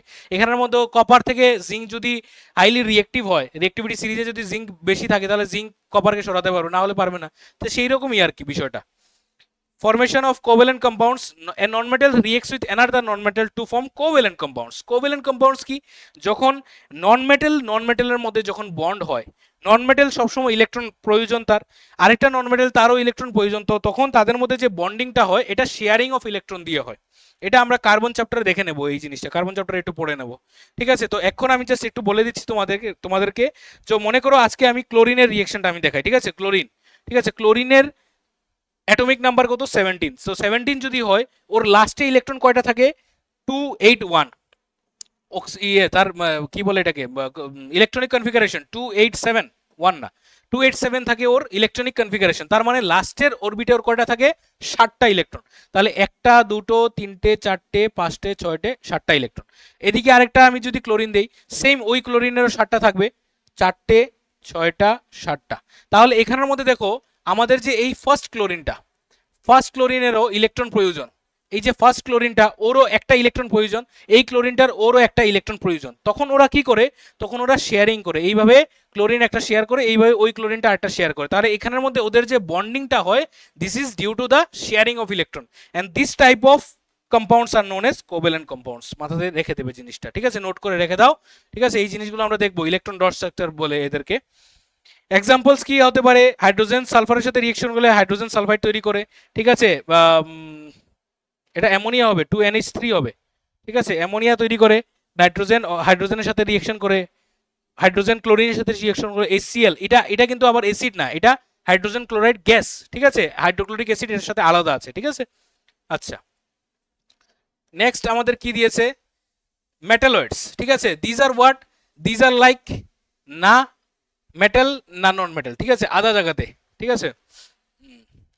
What are metalloids? Elements that exhibits properties of both metal and non-metal are called metalloids. মানে মেটাল এবং নন মেটাল দুজনেরই প্রপার্টি থাকে, সেটাকে আমরা বলি মেটালয়েডস। এক্সাম্পল আমি একটা বলে দিই, যে মেটালয়েডস সাধারণত ইলেকট্রিসিটি কন্ডাক্ট করে না, কিন্তু এদেরকে যদি একটু আমরা মানে উত্তেজিত করে দিই, টেম্পারেচারটা ওর বাড়িয়ে দিই, একটু হিট দিয়ে দিই, একটু ইম্পিউরিটিস অ্যাড করে দিই, ক্লাস 12-এ তোমরা পাবে, এদেরকে আমরা সেমিকন্ডাক্টর বলি, ঠিক আছে। তো সেমিকন্ডাক্টর যখন বানানো মানে কি, এরকম কিছু ধরনের এলিমেন্ট যে নর্মালি ইলেকট্রিসিটি কন্ডাক্ট করে না, ঠিক আছে। তো এখন এর পজিশন কি, এখন এর পজিশন হলো নন মেটাল, এখন এর পজিশন হলো নন মেটাল, কিন্তু একে যদি একটু আমরা হিট দিয়ে দিই, বা মনে করো কিছু ইম্পিউরিটিস, ঠিক আছে, কিছু ইম্পিউরিটিস অ্যাড করে দিই, তখন সে আবার মেটালের মতো মানে রিয়েক্ট করবে, মেটালের মতো রিয়েক্ট করবে এবং ইলেকট্রিসিটি কন্ডাক্ট করবে। মানে এই একটা প্রপার্টি দিয়ে আমি তোমাদেরকে বলে দিলাম যে দিজ আর মেটালয়েডস, ঠিক আছে। Example, arsenic, boron, silicon, germanium, এদেরকে আমরা বলি মেটালয়েডস, ঠিক আছে। এরা সাধারণত গ্রুপ 13 এলিমেন্ট থাকে, গ্রুপ 14 এলিমেন্ট থাকে, 13 না, গ্রুপ 14 এর যে এলিমেন্ট গুলো, এদেরকে আমরা বলি মেটালয়েডস, ঠিক আছে, মাথাতে রাখবে। নেক্সট কি দিয়েছে আমাদেরকে, কিপ না চেঞ্জ, ঠিক আছে, আবার কি করি আমি, নেক্সট আমাদেরকে কি দিয়েছে, নেক্সট দেখো প্রপার্টিজ অফ মেটালয়েডস। প্রপার্টিজ কি বলছে দেখো, metalloids are good conductor of heat and electricity but they do not ionize by losing electrons, ঠিক আছে। তো ওরা আবার আয়োনাইজ হয় না, ইলেকট্রন লুজ করে। They can not displace hydrogen from acid থেকে হাইড্রোজেনকে ডিসপ্লেস করতে পারে না আমাদের মেটালের মতো। Metalloids often react with oxygen to produce acidic oxide such as this, মানে ওরা বেসিকের মতো কিছুটা, মানে বেসিক না সরি নন মেটালের মতো কিছুটা ওদের প্রপার্টিসটা দেখায় ওরা, ঠিক আছে। নেক্সট কি আমাদের রিঅ্যাক্টিভিটি সিরিজ, মোস্ট ইম্পর্টেন্ট যে সিরিজটা, এটা দেখো রিঅ্যাক্টিভিটি সিরিজটা। What do mean by reactivity series? The arrangement of metals in the decreasing order of their tendency to lose electrons, that is in the decreasing order of their chemical reactivity is called reactivity series or electrochemical series. এখানের মধ্যে সবচেয়ে প্রথম সবচেয়ে উপরে যে মেটালটা দিয়েছে, এটা সব থেকে বেশি reactive, potassium is highly reactive, ঠিক আছে। Potassium, sodium, calcium, magnesium, aluminium, zinc, iron, tin, ঠিক আছে। কিছু কিছু বইয়ের মধ্যে এটা রিপ্লেসেবল দিয়েছে, ঠিক আছে, কোনো কোনো বইয়ের মধ্যে ক্যালসিয়ামটা উপরে দিয়েছে, সোডিয়ামটা নিচে দিয়েছে। তো তোমরা একটু তোমাদের রেসপেক্টিভ বইয়ের মধ্যে তোমরা দেখে নেবে, ঠিক আছে। এনসিইআরটিতে যদি ক্যালসিয়াম উপরে থাকে, আমার ঠিক মনে নেই, ক্যালসিয়াম যদি উপরে থাকে তাহলে ক্যালসিয়ামটাকে ধরবে তোমরা উপরে, ঠিক আছে। আচ্ছা, পটাশিয়াম উপরে আছে, এটা ঠিক, potassium, sodium, calcium, magnesium, aluminium, zinc, iron, tin, lead, hydrogen, হাইড্রোজেনের নিচে থাকে copper, mercury, silver, gold, platinum. তার মানে কি, ও এই মেটালগুলো, this metal are very less reactive and they can not displace hydrogen, ঠিক আছে, হাইড্রোজেনকে ওরা সরাতে পারে না, ঠিক আছে। আচ্ছা, তো এই যে রিঅ্যাক্টিভিটি সিরিজটা, এই রিঅ্যাক্টিভিটি সিরিজটাকেই আমরা বলি রিঅ্যাক্টিভিটি সিরিজ বা ইলেকট্রোকেমিক্যাল সিরিজ অফ মেটালস, ঠিক আছে। তো এখানের মধ্যে একটা কোশ্চেন আসে, মানে কোশ্চেন আসে না যদিও, আমি তোমাদেরকে বলে দিই, মানে কনসেপ্টটা একটু বলে দিই, ঠিক আছে। যে এখানের মধ্যে একটা জিনিস দেখো, আমি একটা জিনিস জাস্ট একটা এক্সাম্পলে তোমাদেরকে বলে দেবো, বেশি এটাকে মানে ইয়ে করবো না, বাড়াবো না ক্লাসটাকে, ঠিক আছে। তোমাদের যদি বুঝতে হয়, জানতে হয়, তোমরা কমেন্টে আমাকে বলবে, আমি দরকার হলে একটা শর্টসে তোমাদেরকে বলে দেবো, ঠিক আছে। এখানের মধ্যে একটা জিনিস লক্ষ্য করো, এই যে রিঅ্যাক্টিভিটি সিরিজটা বা রিঅ্যাক্টিভিটি অর্ডারটা, নর্মালি আমরা যে জিনিসটা দেখি আমাদের মনে করো সোডিয়ামকে নিয়ে নিলাম, ঠিক আছে, সোডিয়াম আর অ্যালুমিনিয়ামকে নিয়ে নিলাম, ঠিক আছে। সোডিয়ামের অ্যাটমিক নাম্বার কত? সোডিয়ামের অ্যাটমিক নাম্বার হলো 11, আর আমাদের অ্যালুমিনিয়ামের অ্যাটমিক নাম্বার হলো 13। তো এখানের মধ্যে সোডিয়াম অ্যালুমিনিয়াম, এদের দুজনের মধ্যে অ্যালুমিনিয়ামটা দেখাচ্ছে যে সে লেস রিয়েক্টিভ দেন সোডিয়াম। এই জিনিসটার কারণটা কিছু বলতে পারবে তোমরা? তোমাদের কিছু মাথাতে আসছে যে এই জিনিসটা কেন হচ্ছে, যে sodium, why sodium is highly reactive than aluminium? এই কনসেপ্টটা আসলে আইসিএসসি বোর্ডের স্টুডেন্টদের জানা থাকে, কিন্তু কারণ ওদের সিলেবাসে এই জিনিসগুলো থাকে, ঠিক আছে, ওদের এই রিজনগুলো থাকে, এই রিজনগুলো ওদের বলতে হয়। তোমাদের যদিও নেই, কিন্তু আমি একটু বলে দিচ্ছি, এটা আসলে অ্যাটমিক স্ট্রাকচার দিয়ে এটার ডেসক্রিপশনটা আসে। সোডিয়ামের যদি আমি অ্যাটমিক স্ট্রাকচারটা বানাই, দেখো কিরকম হবে। সোডিয়ামের মাঝখানে থাকবে নিউক্লিয়াস, মাঝখানে নিউক্লিয়াস থাকবে, তার বাইরে একটা অরবিট থাকবে, তারপর আরেকটা অরবিট থাকবে, তারপর আরেকটা অরবিট থাকবে, তাই তো?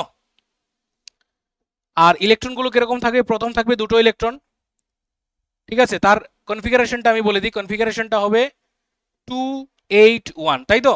তাহলে প্রথম দেবো আমরা দুটো ইলেকট্রন, তারপর দেবো 8টে ইলেকট্রন, 2 3 4 5 6 7 8, তারপর কয়টা থাকবে? তারপর থাকবে একটা ইলেকট্রন, ঠিক আছে। এখানে দেখো আমরা যদি অ্যালুমিনিয়ামের ডায়াগ্রামটা আঁকি, ঠিক আছে, অ্যালুমিনিয়ামেরটা কিরকম হবে? অ্যালুমিনিয়ামের মাঝখানে নিউক্লিয়াস থাকবে। আচ্ছা, এখানে নিউক্লিয়াসে কে থাকে? প্রোটন এবং নিউট্রন থাকে। তো 11টা প্রোটন থাকবে আর ওর 12টা নিউট্রন থাকবে, ঠিক আছে। আচ্ছা, এখানে ওরও সেম অরবিট, একটা হবে, দুটো, তিনটে, এই দেখো। তাহলে এখানে দেখো একটা, অ্যালুমিনিয়ামের হবে 283, ঠিক আছে। তাহলে এখানের মধ্যে একটা দিলাম, দুটো, তারপর হবে 1 2 3 4 5 6 7 8, তারপর হবে 1 2 3।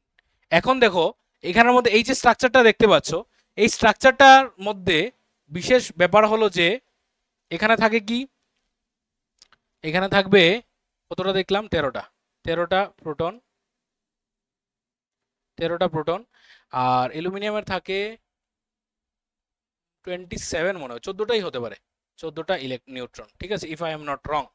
আচ্ছা, তো এখানের মধ্যে ঘটনা কি দেখো, এই সেন্টারে কি থাকে? সেন্টারে থাকে পজিটিভ চার্জ, এই সেন্টারে কি থাকে? পজিটিভ চার্জ, আর বাইরে নেগেটিভ চার্জ, মানে ইলেকট্রনগুলো এইভাবে ঘুরতে থাকে। তো এটার মধ্যে প্রশ্নটা কি? প্রশ্নটা হলো যে why sodium is highly reactive than aluminium. এটা যদি কোশ্চেন কখনো আসে, যদিও আসে না কখনোই, কিন্তু তোমরা জিনিসটা মানে জেনে রাখলে, ঠিক আছে, এক্সট্রা আমি একটু দিয়ে দিলাম, ঠিক আছে, এক্সট্রা নলেজ, ঠিক আছে, এক্সট্রা নলেজ, এটা খুব ইম্পর্টেন্ট, এই জিনিসটা জেনে রাখবে, ঠিক আছে। কারণ তোমাদের সঙ্গে পড়ে, তোমাদের বন্ধু আইসিএসসি বোর্ডে পড়ে সেই জিনিসটা জানে, তো তোমরা কেন সিবিএসসি টিবিএসসি তে পড়ে তোমরা কেন জানবে না, ঠিক আছে। তো জিনিসটা জেনে রাখা ভালো। তো এখানের মধ্যে কি হয় দেখো, এখানে 11টা প্রোটন থাকে, এখানে 13টা প্রোটন থাকে। তাহলে আমরা যদি দেখি জিনিসটা, আমরা যদি ভালো করে ফিল করি বা বোঝার চেষ্টা করি, যে এখানে 13টা প্রোটন মানে 13টা পজিটিভ চার্জ, এখানে 11টা প্রোটন মানে 11টা পজিটিভ চার্জ। তাহলে আমরা যদি চার্জের স্ট্রেংথ নিয়ে বলি, ঠিক আছে, বা এখানে আসলে আয়োনাইজেশন এনথালপি বলে একটা জিনিস আছে, ঠিক আছে, এই জিনিসটা আসলে এখানে ইউজ হয়। আয়োনাইজেশন পোটেনশিয়াল জিনিসটাকে বলি, আয়োনাইজেশন পোটেনশিয়াল। তো এখানে আসলে বিষয়টা কি দেখো, আমরা আয়োনাইজেশন পোটেনশিয়ালটাকে বলবো না, আমরা জাস্ট এনার্জি দিয়ে বলবো। তো জিনিসটা এরকম ভাবে ফিল করো যে 11টা প্রোটন কি করছে? 11টা প্রোটন ওই ইলেকট্রনটাকে ধরে রাখছে, ঠিক আছে, মানে সবাই কি ধরে রাখছে? আমরা তো ধরবো কোনটা? আমরা ধরবো লাস্টের ইলেকট্রনটা, মানে এই লাস্টের অরবিটেরটা, কারণ এটাই থাকে আমাদের ভ্যালেন্সি, এটাই ওদের ভ্যালেন্সি হয়, কারণ ওর ভ্যালেন্সি +1, ওর ভ্যালেন্সি +3, মানে লাস্টের ইলেকট্রনটাই ওদের ভ্যালেন্সি নাম্বার হয়, ঠিক আছে। তাহলে এই যে লাস্টের ইলেকট্রনটাকে 11টা প্রোটন ধরে রেখেছে, আর এখানের যে লাস্টের ইলেকট্রনগুলো, এদেরকে কতটা প্রোটন ধরে রেখেছে? এদেরকে 13টা প্রোটন ধরে রেখেছে। তাহলে 11টা প্রোটনের এনার্জি বেশি হবে নাকি 13টা প্রোটনের এনার্জি বেশি হবে? অবভিয়াসলি 13টার বেশি হবে। তাহলে এই ইলেকট্রনগুলোকে ও বেশি টেনে ধরে রাখবে, তাহলে ওই ইলেকট্রনগুলোকে ও ছাড়বে না। সোডিয়াম মোর ইজিলি ও ছেড়ে দেবে। তাহলে সোডিয়াম যদি মোর ইজিলি ছেড়ে দেয়, তাহলে সোডিয়াম খুব তাড়াতাড়ি যদি ছেড়ে দেয়, তাহলে সোডিয়াম ইজ মোর রিয়েক্টিভ। কারণ ইলেকট্রন ছেড়ে দেওয়া মানে কি? They are very much reactive. Reactive মানে কি? খুবই ইলেকট্রোপজিটিভ। তাহলে এদের দুজনের মধ্যে ইলেকট্রোপজিটিভ কাকে বলবো আমরা? সোডিয়ামকে হাইলি ইলেকট্রোপজিটিভ বলবো। দেন অ্যালুমিনিয়াম, কারণ অ্যালুমিনিয়াম ইলেকট্রনগুলো যত তাড়াতাড়ি, অ্যালুমিনিয়াম ইলেকট্রনগুলো মানে যত পড়ে যাবে, এটা আরো তাড়াতাড়ি সেই ইলেকট্রনটা ছেড়ে দেবে। বুঝতে পারছো জিনিসটা কত, দেখো ইন্টারেস্টিং একটা বিষয়। ঠিক আছে, এই জিনিসটা একটু সময় লেগেছে জানতে, কি অসুবিধা নেই তো? ঠিক আছে, তাহলে এখানের মধ্যে আমরা জেনে রাখবো যে এখানে আসলে এই আয়োনাইজেশন এনথালপি মানে পটেনশিয়ালটা আমাদের অ্যালুমিনিয়ামের বেশি, বা অ্যালুমিনিয়ামের এই যে তোমরা আয়োনাইজেশন পটেনশিয়াল যদি মাথাতে না রাখতে পারো, এরকম করে মাথাতে রাখো যে ওর অ্যাটমিক নাম্বার বেশি, তার জন্য এখানের মধ্যে ও বেশি ধরে রাখে আর এখানের মধ্যে ও কম ধরতে পারে। ঠিক আছে, আরেকটা এক্সাম্পল হলো আমাদের পটাশিয়াম এবং সোডিয়াম। এদের মধ্যে যদি আমরা দেখি, পটাশিয়াম এবং সোডিয়ামের মধ্যে আমি এই জায়গাটা রাব করে জাস্ট এখানে ড্র করে নিচ্ছি। ঠিক আছে, পটাশিয়াম কি হবে আমাদের, পটাশিয়াম হবে কে, ওর হবে 19, 19 যদি হয় ওর ইলেকট্রনিক কনফিগারেশন হয় 2 8 10 না, আর 8 আর 1। এখন দেখো জিনিসটা একটু আলাদা, মানে মানে একটু আলাদা, একটু সেম হয়ে যাচ্ছে, আলাদা বা সেম। এখানে দেখো এটারও লাস্টে একটা ইলেকট্রন, এটারও লাস্টে একটা ইলেকট্রন, তারপরও দেখা যায় যে পটাশিয়াম ইজ হাইলি রিঅ্যাক্টিভ, তারপরে দেখা যায় পটাশিয়াম আগে ইলেকট্রন ছাড়ে সোডিয়ামের থেকে। এটার কারণ কি? এটার কারণ যদি আমরা একটু লক্ষ্য করি, দেখো পটাশিয়ামের যে কনফিগারেশনটা, পটাশিয়ামের কনফিগারেশনের জন্য কয়টা ওর অরবিট লাগবে, ওর অরবিট লাগবে 4টে অরবিট। ঠিক আছে, কারণ একটা দুইটা তিনটা চারটা অরবিট, তাহলে 4টা অরবিট যদি এইখানে আরেকটা অরবিট আমার দিতে হবে, আর মাঝখানের 3 নম্বর অরবিটের মধ্যে ইলেকট্রন 8টা হবে, তাহলে 3টে দিয়ে দিলেছিলাম, 4টে 5টে 6টা 7টা 8টা দিয়ে দিলাম, আর লাস্টের অরবিটে হবে একটা ইলেকট্রন।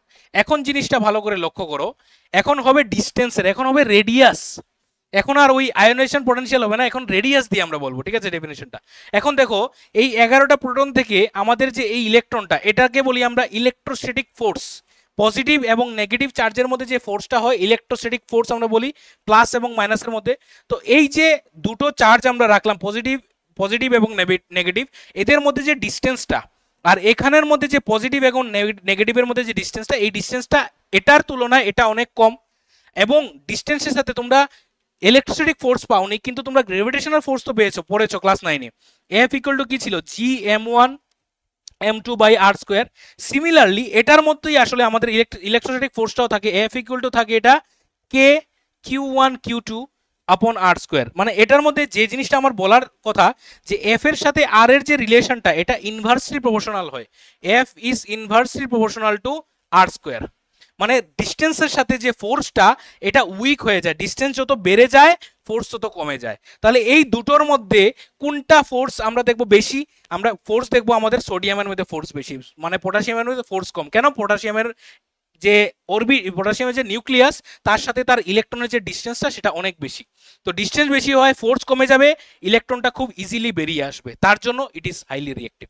তাহলে একটা হলো আমাদের রেডিয়াস, রেডিয়াসের জন্য, অ্যাটমিক রেডিয়াসের জন্য, আর আরেকটা হলো ওই আয়োনাইজেশন পটেনশিয়ালের জন্য। ঠিক আছে, এই দুটো জিনিস মাথাতে একটু রাখবে। ঠিক আছে, এই জিনিসটা এক্সট্রা একটা নলেজ দিয়ে দিলাম। এটা হয়তো বা আমার মনে হয় না ক্লাস 10-এর কোনো লেকচারে তোমরা পাবে করে, মানে সিবিএসসির কোনো জায়গাতে পাবে করে। যদি পাও তাহলে তো খুব ভালো। ঠিক আছে, খুব ভালো কথা, কিন্তু আমার মনে হয় জিনিসটা একটু দিয়ে দেওয়া ভালো। ঠিক আছে, এবং এটা সবগুলো এলিমেন্টের জন্য, সবগুলো মেটেরিয়ালের জন্য এটা প্রযোজ্য হবে, মানে অ্যাপ্লিকেবল হবে। ঠিক আছে, সবগুলো এলিমেন্টের জন্য তুমি দেখবে যে এই কারণের জন্য ওরা লেস রিঅ্যাক্টিভ বেশি রিঅ্যাক্টিভ। মানে তুমি এখন কোনো যদি তোমার কনফিউশন আসে, ঠিক আছে, মনে করো অ্যালুমিনিয়াম আর জিঙ্কের মধ্যে তুমি ভুলে গেলে এক্সাম হলে কি, অ্যালুমিনিয়াম আর জিঙ্ক ভুলে গেলে, তুমি অ্যালুমিনিয়ামের অ্যাটমিক নাম্বারটা যদি মনে রাখতে পারো এবং জিঙ্কের যদি অ্যাটমিক নাম্বার মনে রাখতে পারো, জিঙ্কের মোস্ট প্রবাবলি কত হয়, 30 হয়, অ্যালুমিনিয়ামের কত হয়, 13 হয়। তাহলে এটা দেখে তুমি স্ট্রাকচারটা বানিয়ে তুমি বলে দিতে পারবে জিঙ্কের 30 হয়, মানে জিঙ্কের তো অরবিট অনেকগুলো বেশি হবে, তাহলে অরবিট যদি বেশি হয় তাহলে জিঙ্ক ইজ লেস রিঅ্যাক্টিভ হবে দেন অ্যালুমিনিয়াম। চট করে তোমার উত্তর চলে আসবে।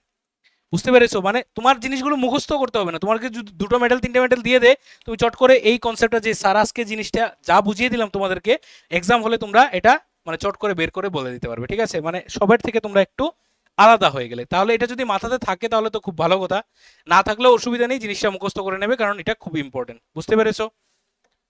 চলো নেক্সট টপিক কি আছে দেখি, reaction of metals and non metals, formation of ionic compounds. ঠিক আছে, এটাকে বলি আমরা আয়নিক বন্ডিং। মেটালস এবং নন মেটালস যে কম্পাউন্ডটা ফর্ম করে সেটাকে বলি আমরা আয়নিক কম্পাউন্ড, এবং তাদের মধ্যে যে বন্ডটা হয় সেটাকে বলি আয়নিক বন্ড বা ইলেকট্রোভ্যালেন্ট বন্ড। ইলেকট্রোভ্যালেন্ট বন্ড, এটাকে আমরা বলি electrovalent bond. During a chemical reaction, in order to achieve the electronic configuration to the nearest noble gas, এই জিনিসটা কি জানো, সব মেটালের আমরা দেখি না, মেটাল নন মেটাল যাই বলো, ঠিক আছে, মানে যখনই একটা কেমিক্যাল রিঅ্যাকশন হয়, সব মেটাল নন মেটাল ওরা সব সময় চায় ওদের লাস্টের অরবিটে 8টা ইলেকট্রন হয়ে যায়। ওরা সবসময় চায় ওদের লাস্টের মানে অরবিটে 8টা যেন হয়ে যায়। যেমন অ্যালুমিনিয়াম, ওর কত, ওর দুটো 8টা 3টে, ঠিক আছে, দুটো 8টে 3টে আছে না, তাহলে ও কি করে ওই লাস্টের 3টে ইলেকট্রন ছেড়ে দেয় যখন ও রিয়েকশন করে, যখন ও কেমিক্যাল রিয়েকশন করে। কেন এই জিনিসটা করে? কোন ও চায় যে ও লাস্টের অরবিটে 8টা যেন চলে আসে। এই 8টার বিষয়টা কি, এই 8টা হলো নোবেল গ্যাস কনফিগারেশন, ঠিক আছে। আমরা বলি নোবেল গ্যাস কনফিগারেশন। আমাদের যে নোবেল গ্যাস আছে, আমাদের যে পিরিয়ডিক টেবিল আছে, এটার মধ্যে লাস্টের যে একদম লাস্টের যে টেবিলটা, এই গ্রুপ 18 এর যে এলিমেন্টগুলো আছে, গ্রুপ 18 এর যে এলিমেন্টগুলো আছে, হিলিয়াম, তারপরে নিয়ন, আর্গন, জেনন, ক্রিপ্টন, এই সবগুলো যে গ্যাস আছে এগুলো সব নোবেল গ্যাস, এবং ওদের সবার লাস্টের মানে কনফিগারেশনের মধ্যে দেখা যায় 8টা ইলেকট্রন থাকে এক্সেপ্ট হিলিয়াম, ঠিক আছে। তাহলে এই যে জিনিসটা আমরা দেখি যে লাস্টের অরবিটে 8টা, সব এলিমেন্ট চায় যে 8টা করতে। কারোর যদি দুটো কম থাকে ওরা দুটো নিতে চায়, কারোর যদি 3টে বেশি থাকে ও 3টে দিয়ে দিতে চায়, কারোর যদি 5টা থাকে ও 3টে নিয়ে নিতে চায়, ঠিক আছে, কিন্তু সবাই চায় 8টা করতে। তাহলে an atom of element loses one or more electron to form its outermost shell and become a positively charged ion. এই যে ইলেকট্রন লুজ করে পজিটিভলি চার্জ আয়ন হয়ে যায়, another atom of different elements gains those electron. তাহলে একটা element যদি electron দিয়ে দেয় তাহলে আরেকটা এলিমেন্ট কি করবে, ইলেকট্রন নিয়ে নেবে, ঠিক আছে, gains those electron and become a negatively charged ion. These opposite charges of ions they combine through electrostatic attraction to form a compound. The ability to form a compound through a transfer of electrons in this way is called electrovalency or ionic bonding. That is known as electrovalency. Electrovalency মানে যে ক্যাপাবিলিটিটা বা যে এবিলিটিটা একটা একটা element electron দিয়ে দেওয়া বা আরেকটা এলিমেন্টের ইলেকট্রন নিয়ে নেওয়া, নিয়ে ওদের যে ইলেকট্রোস্ট্যাটিক ফোর্স অফ অ্যাট্রাকশনের দ্বারা ওরা একটা কম্পাউন্ড ফর্ম করে, that forming ability is known as electrovalency or ionic bonding. বোঝা গেছে জিনিসটা? নেক্সট কি দিয়েছে আমাদের, what is an ionic bond. তাহলে আয়নিক বন্ড বলতে আমরা কি বুঝতে পারছি? আয়নিক বন্ড কাকে বলবো? The chemical bond formed between two opposite charge atom due to the transfer of electrons is called electrovalent or ionic bond. মানে একটু আগে আমরা যে জিনিসটা দেখেছি যে ক্যাপাবিলিটিটা থাকে যেটাকে ইলেকট্রোভ্যালেন্সি বলছি, এবং সেই ইলেকট্রোভ্যালেন্সির দ্বারা যে কম্পাউন্ডটা বা যে মানে যে কম্পাউন্ডটা ফর্ম হয় তাদের মধ্যে যে বন্ডটা থাকে সেই বন্ডটার নাম হলো ইলেকট্রোভ্যালেন্ট বন্ড বা আয়নিক বন্ড, এবং যে কম্পাউন্ডটা ফর্ম হয় সেই কম্পাউন্ডটাকে বলি আমরা আয়নিক কম্পাউন্ডস। বোঝা গেছে? এখানে আর কি তেমন কিছু বলার নেই। মেটাল এবং নন মেটালের যে বন্ডিংটা হয়, মেটাল ইলেকট্রন দেয়, নন মেটাল ইলেকট্রন নেয়, এই যে এবিলিটিটা এটাকে বলি ইলেকট্রোভ্যালেন্সি। বন্ডিং যেটা হয় এটাকে বলি আয়নিক বন্ড বা ইলেকট্রোভ্যালেন্ট বন্ড, এবং যে কম্পাউন্ডটা ফর্ম হয় সেই কম্পাউন্ডটাকে বলি আমরা আয়নিক কম্পাউন্ড বা ইলেকট্রোভ্যালেন্ট কম্পাউন্ড, ঠিক আছে। Next, characteristics of ionic bond. This type of bonds is formed between atoms of elements that are strongly electropositive. Electropositive কাকে বলছি আমরা? ইলেকট্রোপজিটিভ বলছি আমরা মেটালকে। মাথাতে রাখবে, ইলেকট্রোপজিটিভ মানে ইলেকট্রন লস করতে পারে, এন্ড হাইলি বা স্ট্রংলি ইলেকট্রোনেগেটিভ তার মানে নন মেটালকে বলছি আমরা। তার মানে আমরা নন মেটালকে বলছি। An ionic bond is essential a strong electrostatic force of attraction between opposite charge cations and anions. Cation এবং anion এর মধ্যে হয়। cation কি? Cation হলো পজিটিভ চার্জ পার্টিকেলস আর anion হলো negative charge particles. It is considered a true bond in the conventional scene. আচ্ছা, true bond বলা হয় এদেরকে। Ionic bonds do not have a definite direction, ওদের ডিরেকশন থাকে না। এই জিনিসগুলো বড় ক্লাসের জন্য, ক্লাস 11-12 এর জন্য। Compare to covalent bond ionic bonds are weaker, এই জিনিসটা লাগবে। কোভ্যালেন্ট বন্ডের থেকে আয়নিক বন্ডস উইকার থাকে, এই জিনিসগুলো মাথাতে রাখবে কারণ ডিফারেন্স চলে আসে কোনো সময় আয়নিক এবং কোভ্যালেন্টের মধ্যে। In polar solvents ionic bonds break easily and the cations and anions get separated from the crystal lattice, ঠিক আছে। পোলার সলভেন্টের মধ্যে, পোলার সলভেন্ট মানে ওয়াটারের কথা বলছে, জলের কথা। Water is a polar solvent. Ionic bonds break down, ionic bonds যেমন NaCl, ঠিক আছে, NaCl is an example of ionic compounds. আর তাদের মধ্যে যে বন্ডটা থাকে, আয়নিক বন্ড থাকে কি করে? কারণ সোডিয়াম একটা ইলেকট্রন দিয়ে দেয় ক্লোরিনকে, এইভাবে NaCl একটা কম্পাউন্ড ফর্ম করে। This is what ionic compound বা আয়নিক বন্ড। এরা যখন পোলার সলভেন্টের মধ্যে যায়, জলের মধ্যে যায়, they easily break down into cation and anion, Na+ এবং Cl- আয়নসে ব্রেকডাউন হয়। এই জিনিসটাই বলেছে এখানের মধ্যে। বোঝা গেছে? এগুলা ক্লাস 9 এর জিনিস, আবার ছোট ক্লাসের জিনিস। ইলেকট্রন ডট স্ট্রাকচার, ঠিক আছে, ইলেকট্রন ডট স্ট্রাকচার, এটা দিয়ে আমাদের মানে এই পার্টটা শেষ হয়ে যাবে। নেক্সট পার্ট হবে এক্সট্রাকশন অফ মেটালস, ঠিক আছে, মেটালকে আমরা কি করে এক্সট্রাক্ট করতে পারি। আচ্ছা, তাহলে এখানের মধ্যে এই জিনিসটা দেখি ইলেকট্রন ডট স্ট্রাকচার কি করে আমরা বুঝতে পারি। ইলেকট্রন ডট স্ট্রাকচার মানে কি, বিভিন্ন ধরনের কম্পাউন্ড ফর্মেশন। আমি এক দুটো কম্পাউন্ড তোমাদেরকে দেখিয়ে এই জিনিসটা এখানে শেষ করে দেব। একটা কম্পাউন্ড আমি নিচ্ছি ম্যাগনেসিয়াম ক্লোরাইড MgCl2, ঠিক আছে। Magnesium chloride, magnesium is a metal, chlorine is a non metal. তো এখানের মধ্যে ওদের যে বন্ডিংটা হচ্ছে কি করে হচ্ছে, ছোট ক্লাসে আমরা জেনেছি যে ম্যাগনেসিয়ামের ভ্যালেন্সি ছিল 2, ঠিক আছে, ক্লোরিনের ভ্যালেন্সি ছিল 1, এবং ক্রিস ক্রস হয়ে এখানের মধ্যে ক্রিস ক্রস মেথডে হয়ে MgCl2 কম্পাউন্ডটা ফর্ম হয়েছে। কিন্তু এখন আমরা দেখব বিতর্কত বিষয়টা, যে স্ট্রাকচারাল বিষয়টা, মানে কেমিক্যাল ফর্মেশনটা, কেমিক্যালি ওরা কি করে ওরা বন্ডেড হয়েছে। তো ম্যাগনেসিয়ামের স্ট্রাকচারটা আমরা যদি ড্র করি, ঠিক আছে, ম্যাগনেসিয়ামের স্ট্রাকচারটা যদি ড্র করি, তাহলে ম্যাগনেসিয়াম আগে এখানে লিখে রাখতে হবে আমাদের ম্যাগনেসিয়ামের অ্যাটমিক নাম্বার। ম্যাগনেসিয়ামের অ্যাটমিক নাম্বার হলো 12, আর এটার ইলেকট্রনিক কনফিগারেশন হলো 2,8,2। আর ক্লোরিনের অ্যাটমিক নাম্বার হলো 17, ওর ইলেকট্রনিক কনফিগারেশন হলো 2,8,7, ঠিক আছে। তাহলে এখানের মধ্যে সবচেয়ে প্রথম আসবে আমাদের নিউক্লিয়াস। এটা গ্রিন দিয়ে দিচ্ছি আমি, কারণ এটা পজিটিভলি চার্জ পার্টিকেল হবে আমাদের ম্যাগনেসিয়াম, ঠিক আছে। এখানে দুটো তিনটে দিয়ে দিই। তাহলে ম্যাগনেসিয়ামের ইলেকট্রন কটা, দুটো, 8টে দুটো না, 2 8 2 3 4 5 6 7 8, আর কটা হবে, দুটো হবে, দুটো হবে। ক্লোরিনের কটা হবে, ক্লোরিনের নেগেটিভ দিয়ে দিলাম, ক্লোরিনের হবে তিনটে অরবিট হবে, তিনটে, দুটো, তিনটে অরবিট, তিনটে অরবিট। ওরও ইলেকট্রন হবে প্রথম দুটো হবে, তারপরে হবে 1 2 3 4 5 6 7 8, 1 2 3 4 5 6 7। এখন দেখো ম্যাগনেসিয়ামের কাছে আছে কয়টা ইলেকট্রন, ম্যাগনেসিয়ামের কাছে আছে দুটো ইলেকট্রন, এখানে একটা এখানে একটা। তাহলে ম্যাগনেসিয়াম যদি ক্লোরিনের সাথে বন্ড ফরমেশন করে, তাহলে ম্যাগনেসিয়ামের দুটো ইলেকট্রনই লুজ করতে হবে, কারণ ওর এই নোবেল কনফিগারেশনে আসতে হবে, মানে 8টা ইলেকট্রন যেখানে আছে, আর দুটো ইলেকট্রন লুজ করলে এই ইয়েটাই পুরো ভ্যানিশ হয়ে যাবে, অরবিটটা। তাহলে দুটো ইলেকট্রন যদি লুজ করে, তাহলে একটা ক্লোরিন দিয়ে তো হবে না, তার জন্য আরেকটা ক্লোরিন আসতে হবে। তার জন্যই আমরা ওই জিনিসটাকে লিখি MgCl2। সব জিনিসের মিনিং আছে, যে ম্যাগনেসিয়াম একটা, ক্লোরিন দুটো, তার জন্য আরেকটা ক্লোরিন আসবে এখানে। তাহলে আমরা আরেকটা ক্লোরিন রাখতে হবে আমাদের, তাহলে এখানে আরেকটা ক্লোরিন আমাদের রাখতে হবে, কারণ ম্যাগনেসিয়ামের লাস্টের অরবিটে কয়টা ইলেকট্রন আছে, দুটো ইলেকট্রন, আর দুটো ইলেকট্রন হলে ওর দুটো ইলেকট্রনই ওর লুজ করতে হবে, দুটো। 1 2 3 4 5 6 7 8, 1 2 3 4 5 6 7।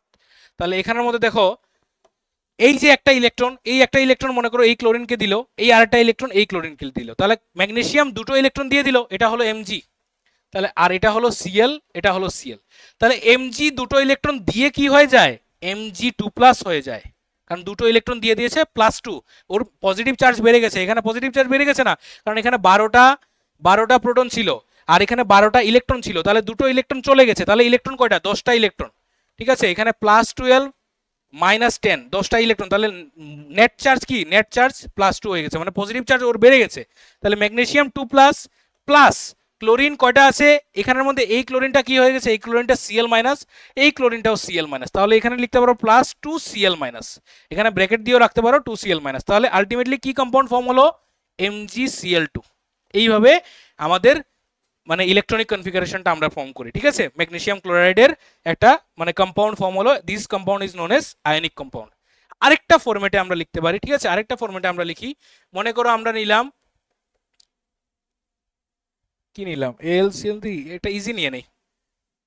মনে করো NaCl নিয়ে নেই, NaCl নেব, আচ্ছা ইয়ে নিয়ে নেই, AlCl3 নিয়ে নিই, অ্যালুমিনিয়াম ক্লোরাইড নিয়ে নিই, ঠিক আছে, অ্যালুমিনিয়াম ক্লোরাইড নিয়ে নিলাম। তাহলে অ্যালুমিনিয়াম ক্লোরাইড যখন নেব, তো এখানের মধ্যে কি হচ্ছে দেখো, অ্যালুমিনিয়াম তিনটে ক্লোরিনের সাথে বন্ড করছে, কারণ অ্যালুমিনিয়াম তিনটে ইলেকট্রন ছাড়বে, তাহলে তিনটে ছাড়লে তিনটে আলাদা আলাদা ক্লোরিন আসবে। তাহলে এটাকে যদি আমরা সিম্পলিফাইড ফর্মে, আরো সুন্দর কিছু ডায়াগ্রাম আছে, এই সিম্পলিফাইড ফর্মে যদি আমরা করতে চাই, তাহলে এরকম করে করতে পারি, অ্যালুমিনিয়াম এখানে দিলাম, আর এখানের মধ্যে আমি দিয়ে দিলাম ক্লোরিন, এখানে দিয়ে দিলাম ক্লোরিন, আর এখানে দিয়ে দিলাম ক্লোরিন। এখন আমরা কি করব দেখো, অ্যালুমিনিয়ামের অ্যাটমিক নাম্বার কত, 283, ক্লোরিনের অ্যাটমিক নাম্বার কত, 287, ঠিক আছে। তাহলে এখানের মধ্যে আমরা কি করব, লাস্টের যে অরবিটটা, এই লাস্টের অরবিটটাই শুধু আমরা নেব, আর কোনো অরবিট নেব না, কারণ আমাদের মেইন কাজ হলো লাস্টের অরবিট নিয়ে, ঠিক আছে, আমাদের অন্য কোনো অরবিট নিতে হয় না। তাহলে লাস্টের অরবিট নিয়ে যদি আমরা কাজ করি, তাহলে অ্যালুমিনিয়ামের লাস্টের অরবিটে কয়টা আছে, তিনটে ইলেকট্রন। তাহলে আমরা একটা কাজ করব, এখানে একটা দেবো, এখানে একটা দেবো, এখানে একটা দেবো, মানে ইলেকট্রনগুলোকে আমি ক্রস দিয়ে দিলাম অ্যালুমিনিয়ামের, আর ক্লোরিনের ইলেকট্রনগুলোকে আমি ডট দিয়ে দেবো, মানে আলাদা করে আইডেন্টিফাই করার জন্য। সেম সেম দিয়ে দিলে তো বুঝবে না কোনটা কার ইলেকট্রন। ক্লোরিনের কয়টা? 7টা। তাহলে এখানে দিয়ে দেবো 2টো, এখানে দিয়ে দেবো 4টে, 6টা আর 7টা, মানে দুটো দুটো পেয়ার পেয়ার করে দিলাম। এখানে কেন একটা একটা করে দিয়েছি বলছি একটু পরে। এখানে দিলাম 2টো, ঠিক আছে। একটা কাজ করি, একটা কাজ করি, একটা কাজ করি, একটা কাজ করি, একটু এটাকে চেঞ্জ করি, ঠিক আছে। এখানে একটু চেঞ্জ করি, এখানে এখানে দিয়ে দিলাম 2টো, এখানে 2টো, এখানে 2টো আর এখানে দেবো একটা, এখানে এখানে দিয়ে দেবো একটা, এখানে 2টো, এখানে 2টো, এখানে 2টো। কেন বলছি আমি জিনিসগুলো, আসলে ডায়াগ্রামটা সুন্দর হওয়ার জন্য আমি এই সাইডে দিয়েছি। দেখো এখানে 3টে কেন দিয়েছি, কারণ এখান থেকে একটা ইলেকট্রন এদিকে যাবে, এখান থেকে একটা যাবে, এখান থেকে একটা যাবে। আমি যদি ইলেকট্রন একসাথে এখানে দিয়ে দিতাম, দিতে অসুবিধা হতো এবং ডায়াগ্রামটা দেখতে বিশ্রী লাগতো। তার জন্য আমি কি করেছি, 3টে ইলেকট্রন 3 দিকে দিয়েছি, যেখানে যেখানে ক্লোরিন রেখেছি। এবং আমার যে 7টা ইলেকট্রন আছে, 7টার মধ্যে দুটো দুটো দুটো এদিকে দিয়েছি। আগে আমি অন্যরকম এঁকেছিলাম, তার জন্য চেঞ্জ করে এখানে কি করেছি, যেদিকে অ্যালুমিনিয়াম আছে ওই দিকে একটা একটা রেখেছি, যাতে করে আমি খুব ইজিলি এখানের মধ্যে এদিকে একটা দেখাতে পারি, এদিকে একটা দেখাতে পারি এবং এদিকে একটা দেখাতে পারি। তাহলে আলটিমেটলি কি হলো, এখানের মধ্যে আমাদের যে কম্পাউন্ডটা ফর্ম হলো এল, কি হলো, Al3 প্লাস প্লাস, এখানে কি হলো 3Cl মাইনাস। তাহলে আলটিমেটলি যে কম্পাউন্ডটা ফর্ম হলো সেই কম্পাউন্ডটা কি হলো, AlCl3। তাহলে এই যে কম্পাউন্ডটা হলো সেটা কি, সেটাও আমাদের আয়নিক কম্পাউন্ড এবং এটার নাম কি, অ্যালুমিনিয়াম ক্লোরাইড। বোঝা গেছে জিনিসটা? তাহলে দিস ইজ অ্যানাদার, এটা হলো process 2, this is another process of electron dot structure, ঠিক আছে। ইলেকট্রন ডট স্ট্রাকচার এটা আরেকটা প্রসেস, ঠিক আছে। এই জিনিসটাও মাথাতে রাখবে যে ইলেকট্রন ডট স্ট্রাকচার কি করে করতে হয়। তোমাদেরকে দুটো প্রসেস দেখালাম, দুটোর মধ্যে যে প্রসেসটা তোমাদের ভালো লাগে তোমরা যে কোনো একটা প্রসেস করতে পারবে, কোনো অসুবিধা নেই, ঠিক আছে। দুটোই কারেক্ট, তোমাদের বুকসে দেখে নেবে, রেসপেক্টিভ যাদের যে বুকস আছে বুকসের মধ্যে দেখে নেবে। তাহলে দেখে যেই জিনিসটা তোমার ভালো লাগবে সেটাই তুমি করে নিতে পারবে। এবং আমি আশা করছি তোমরা ভিডিওটাকে ভালো করে দেখছো, লাইক করছো, সাবস্ক্রাইব করছো, শেয়ার করছো, বন্ধুদের সাথে শেয়ার করছো। আমি কখনোই বলি না যদিও লাইক শেয়ার সাবস্ক্রাইব করার জন্য, তোমাদের ভালো লাগলে করবে, ঠিক আছে। লাইক করবে, সাবস্ক্রাইব করবে, শেয়ার করে রাখবে, বন্ধুদেরকে দেবে যে এই জিনিসটা দেখে দেখ, ওই পোর্শনটা দেখ স্যার, এই জায়গাটা এই যেভাবে বুঝিয়েছে। তোমাদের তো দেখো তোমাদের কাছে একদম ভাস্ট প্ল্যাটফর্ম আছে, YouTube is a huge vast platform. এখানের মধ্যে তোমরা কম্পেয়ার করতে পারবে বিভিন্ন টিচারের কোচিং, ঠিক আছে। আমার থেকে হয়তো বা কোনো টিচার কোনো একটা পোর্শনে খুব ভালো পড়াচ্ছেন, বা কোনো এক টিচার থেকে হয়তো বা আমি কোনো একটা পোর্শনে খুব ভালো পড়াচ্ছি, তো এই জিনিসগুলো কম্পেয়ার করে তোমরা পড়তে পারবে। কিন্তু আমি সাজেস্ট করবো 1 2জন বা 3জন টিচার তোমরা একদম ফিক্সড করে রেখে দেবে, যে ওনাদের থেকে তোমরা ভালো করে ক্লাসেসগুলো ফলো করবে। কারণ সব টিচার দেখে তুমি যদি পড়া শুরু করো, তাহলে তুমি নিজের পড়ারই সময় আসবে না, তুমি সারাদিন তুমি শুধু পড়বেই, মানে ভিডিওই দেখবে, নিজের মানে সেলফ স্টাডির তোমার সময়টাই আসবে না। তো এই জিনিসটা আবার করবে না, ঠিক আছে। তো বোঝা গেছে ইলেকট্রন ডট স্ট্রাকচারটা। নেক্সট আমাদের কি দিয়েছে, নেক্সট হলো এই বিষয়গুলো, metallurgy, occurrence of metals in nature, extraction of metals, different metallurgical process, different steps to extract. আচ্ছা, তো এই বিষয়গুলো এখন আমাদের মানে এখনের যে টপিকটা এটার মধ্যে এই জিনিসগুলো থাকবে। তো মেটালার্জি বিষয়টা কি, মেটালার্জি হলো দ্য ব্রাঞ্চ অফ ফিজিক্স বা the branch of science that deals with the extraction of metals.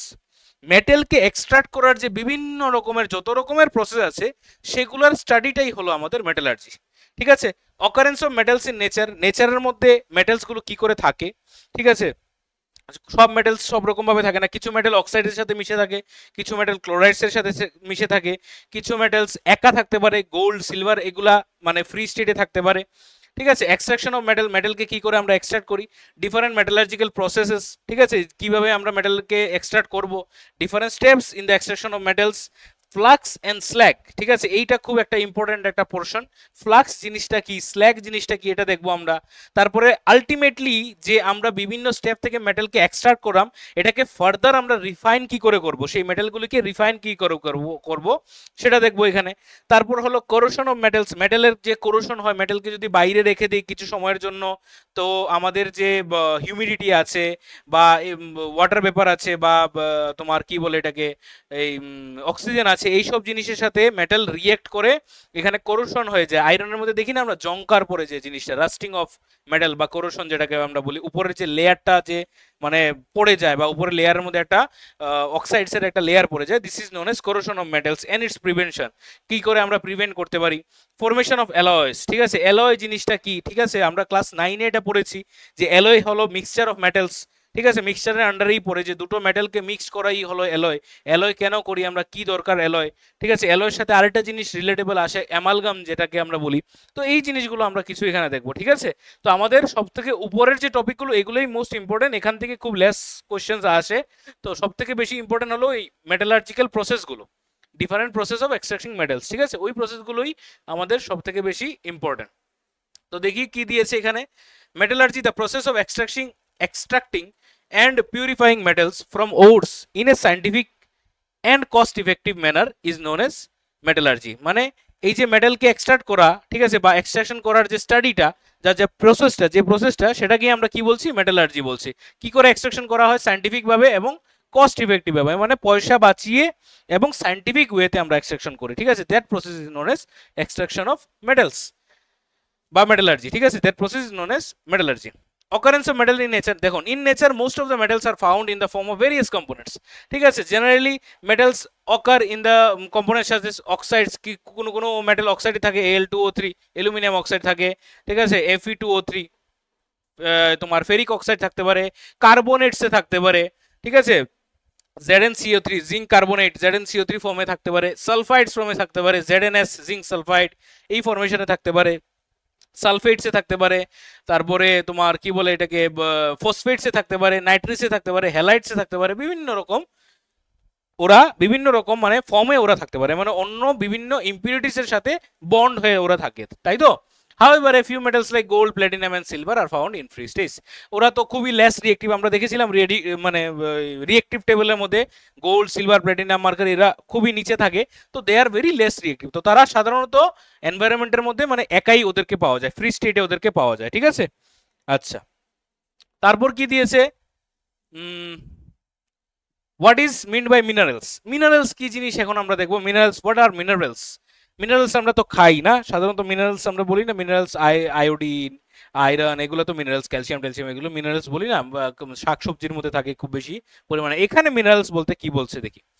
Naturally occurring inorganic substances found in the earth crust and or underground in which one or more metals are present, mainly in the form of compounds, sometimes in the free state, mixed or other impurities are called minerals। minerals example কি হতে, minerals মানে কি, minerals মানে হলো এমন একটা compound, ঠিক আছে, যার মধ্যে কোনো মেটাল থাকতে পারে, ঠিক আছে, যে কোনো একটা ইমপিউর জিনিসের সাথে মিক্স থাকতে পারে, মেটাল থাকতে পারে, ইমপিউর জিনিসের সাথে মিক্স থাকতে পারে, বা তার সাথে অন্য আরো মেটালও মিক্স থাকতে পারে, এমন একটা জিনিস মানে যার থেকে from which we can extract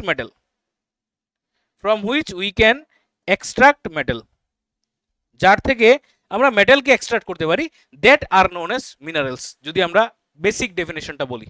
examples কেমন আছে দেখো, বক্সাইটটা দেখতে কিরকম, তার স্ট্রাকচার মানে ফর্মুলাটা কিরকম, Al2O3 2s2, মানে অ্যালুমিনিয়াম অক্সাইড, তার সাথে কিছু ওয়াটার আছে, ঠিক আছে, মানে ওয়াটার বলতে এটা ওই তোমার ক্রিস্টাল ফর্মে থাকতে পারে।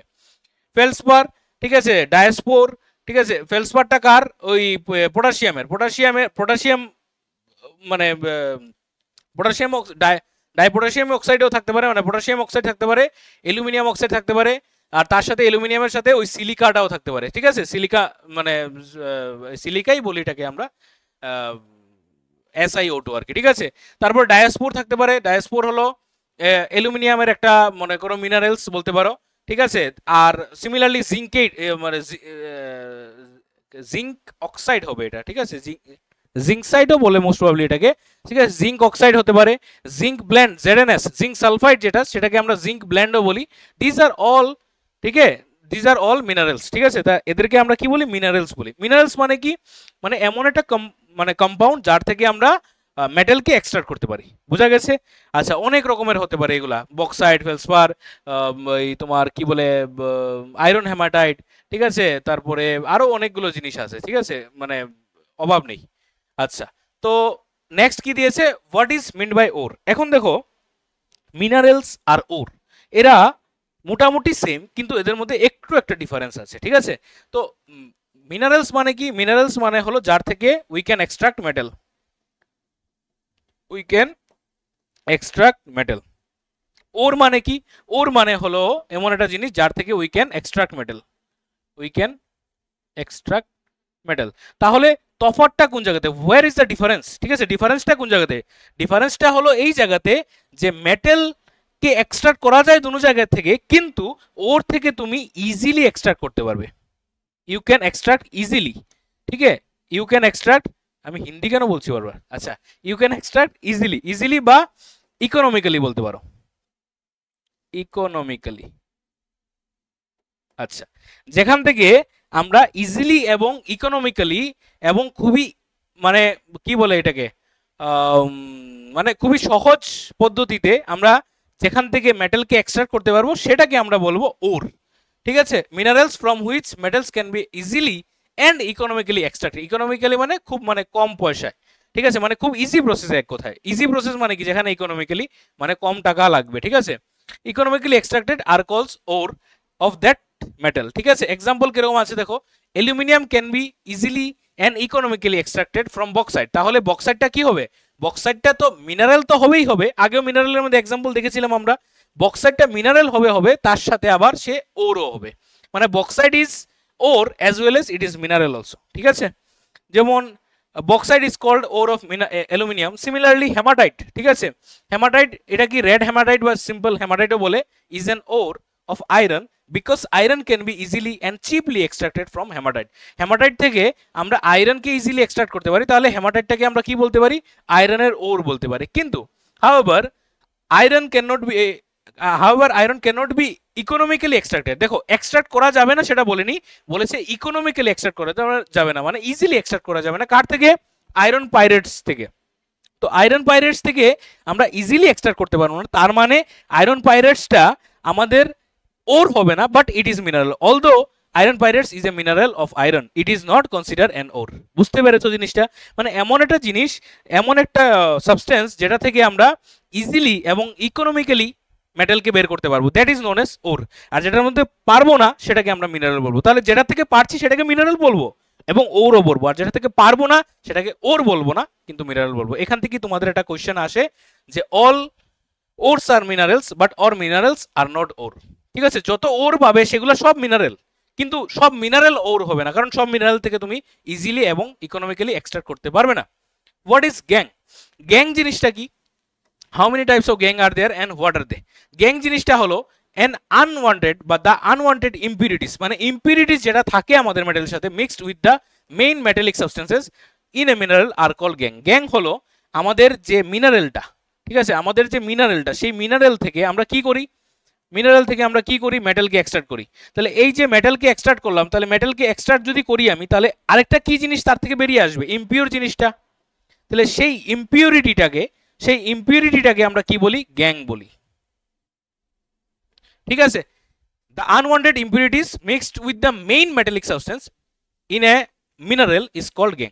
For example bauxite Al2O3 2H2O, ঠিক আছে, ফেলসপার, ঠিক আছে, diaspore are minerals of aluminium. Similarly এখানে সব মিনারেলস এর এক্সাম্পল দিয়েছে, মানে এদের থেকে ওই যে অক্সাইডগুলো মিশে আছে, ওই যে এখানে সিলিকাটা মিশে আছে, ঠিক আছে, ওই যে সালফারটা মিশে আছে, ওই যে অক্সিজেনটা মিশে আছে, এই জিনিসগুলোকে আমরা বলতে পারি কি, এই জিনিসগুলোকে আমরা বলতে পারি গ্যাং। মানে মেটাল ছাড়া, মিনারেলের মধ্যে মেটাল ছাড়া বাকি যে ইম্পিউরিটি জিনিস থাকে, বালি থাকতে পারে বা অন্য অনেক ধরনের জিনিস থাকতে পারে, মাটির নিচে থাকে তো অনেক জিনিস তার সাথে মিশে থাকতে পারে, তো সেই ইম্পিউরিটিস গুলোকে আমরা কি বলি, সেই ইম্পিউরিটিস গুলোকে আমরা বলি গ্যাং। মাথাতে রাখবে, গ্যাংটা আবার একটু পরে লাগবে কিন্তু, ঠিক আছে।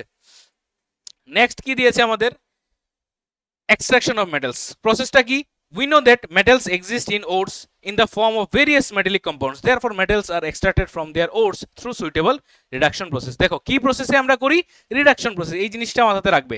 metals are extracted by the reduction process, এই জিনিসটা রাখবে, রিডাকশন, রিডিউস করে, মানে একটা মিনারেলের মধ্যে আমরা একটা রিডিউসিং এজেন্ট ইউজ করি, ঠিক আছে, একটা মিনারেলের সাথে একটা জিনিস অ্যাড করি, that is what, that is reducing agent. সেই রিডিউসিং এজেন্টটা আমাদের মেটালটাকে রিডিউস করে দেয়, আর সেই মেটালটাকে আমরা এক্সট্রাক্ট করি, that is known age reduction, ঠিক আছে। রিডাকশন মেথডে আমরা সব মেটাল থেকে, মানে সব মিনারেলস থেকে বা সব ওরস থেকে আমরা মেটালগুলোকে এক্সট্রাক্ট করি।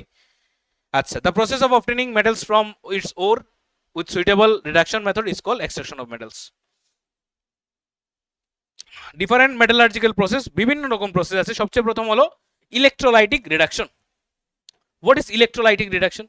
ইলেকট্রোলাইটিক রিডাকশন হলো এমন একটা সিস্টেম, এমন একটা প্রসেস যেটার মধ্যে আমরা খুব ইজিলি, ঠিক আছে, খুব ইজিলি ইলেকট্রিসিটি পাস করে। ইলেকট্রোলাইটিক আছে না নামটা, ইলেকট্রোলাইটিক, তার মানে কি ইলেকট্রিসিটি অ্যাপ্লাই করে আমরা আমাদের ক্যাথোড থেকে মানে অ্যানোড থেকে ক্যাথোডের মধ্যে খুব ইজিলি মেটালকে নিয়ে নেই। That is known age electrolytic মানে রিডাকশন। ঠিক আছে, তোমরা তোমাদের কেমিস্ট্রি ফার্স্ট চ্যাপ্টারের মধ্যে একটা জিনিস পেয়েছিলে, ইলেকট্রোলাইসিস অফ ওয়াটার।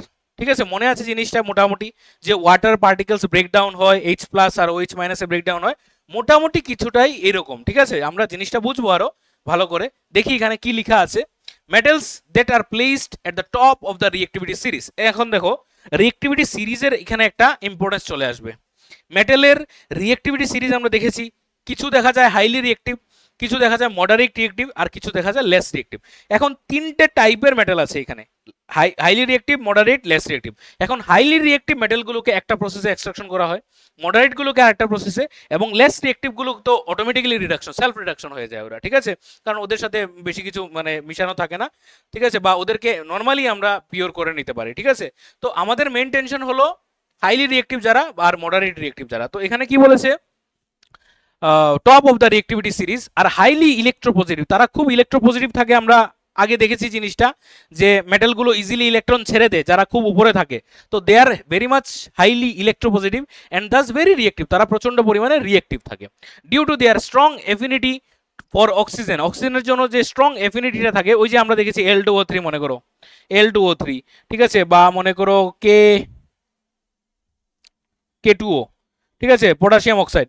তো এই যে জিনিসগুলো বা Na2O, তো ওরা যে এদেরকে যদি তুমি এক্সট্রাক্ট করো, দেখো এই যে পটাশিয়াম, এই যে সোডিয়াম, এই যে অ্যালুমিনিয়াম, ওদের না, ওদের যে অক্সাইডগুলো আছে ওদের সাথে যে বন্ডিংগুলো, এদের মানে প্রচন্ড পরিমাণে এফিনিটিটা অনেক বেশি থাকে, স্ট্রং এফিনিটি থাকে, মানে বন্ধুত্বটা খুব স্ট্রং থাকে। ওরা মানে খুব সহজে ওদের অক্সাইডসকে বা সালফাইডসকে ছেড়ে দেয় না। বুঝতে পেরেছো? তো strong affinity for oxygen, their oxides are highly stable. ঠিক আছে, ওদের অক্সাইডগুলো খুব বেশি স্টেবল থাকে, মানে এত সহজে ওদেরকে ভাঙা যায় না। These oxides cannot be reduced by carbon to extract the metals. এখন দেখো কার্বন আমরা ইউজ করি, কার্বন কোথায়, carbon is used to extract metals. Carbon কোন কোন প্রসেসের মধ্যে কার্বনকে আমরা ইউজ করি এক্সট্রাক্ট করার জন্য, কারণ carbon is a good reducing agent. ঠিক আছে, তো কার্বন কি করে, কার্বন ওই অক্সাইডের সাথে মানে মেটালিক অক্সাইড বা ওই যে মিনারেলসটা বা ওরসটা, সেটার সাথে রিয়েকশন করে, কার্বন অক্সিজেনের সাথে রিয়েকশন করে কার্বন ডাইঅক্সাইড বা কার্বন মনোক্সাইড হয়ে বেরিয়ে যায়। তো ইজিলি আমি মেটালটা পেয়ে যাই। কিন্তু যারা মানে খুব হাইলি রিয়েক্টিভ, মোটামুটি মানে সিরিজের মধ্যে উপরে আছে, ওদের সাথে কার্বন দিয়ে রিডাকশন করা যায় না। It is not possible to reduce those metals by carbon.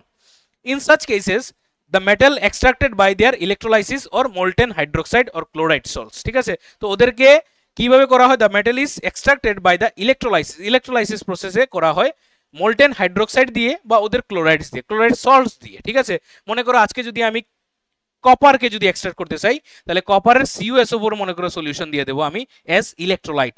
Electrolyte জিনিসটা তোমরা জানো। ঠিক আছে, একটা সলিউশন যার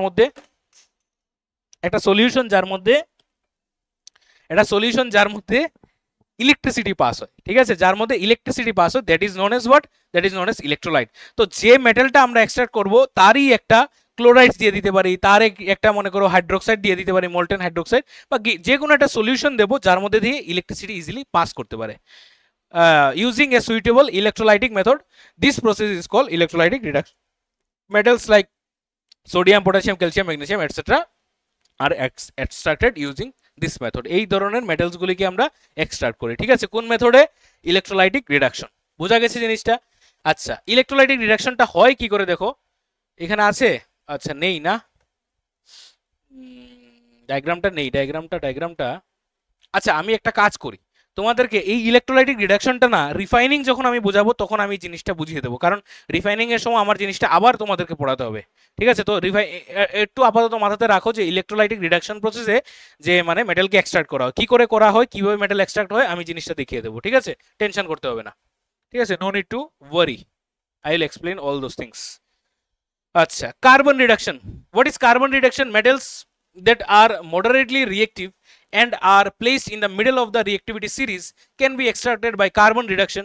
This method, in this method the metal oxide, if the ore is not an oxide, it is first converted into oxide. দেখো বলেছে যে প্রথম বলেছে যে কার্বন দিয়ে তাদেরকে রিডাকশন করা যায়, কাদেরকে, যারা আমাদের মিডলের মধ্যে থাকে, ঠিক আছে, মানে আমাদের রিঅ্যাক্টিভিটি সিরিজের মাঝখানে যারা থাকে বা রিঅ্যাক্টিভিটি সিরিজের মাঝখানে যারা থাকে তাদেরকে কার্বন দিয়ে রিডাকশন করা যায়।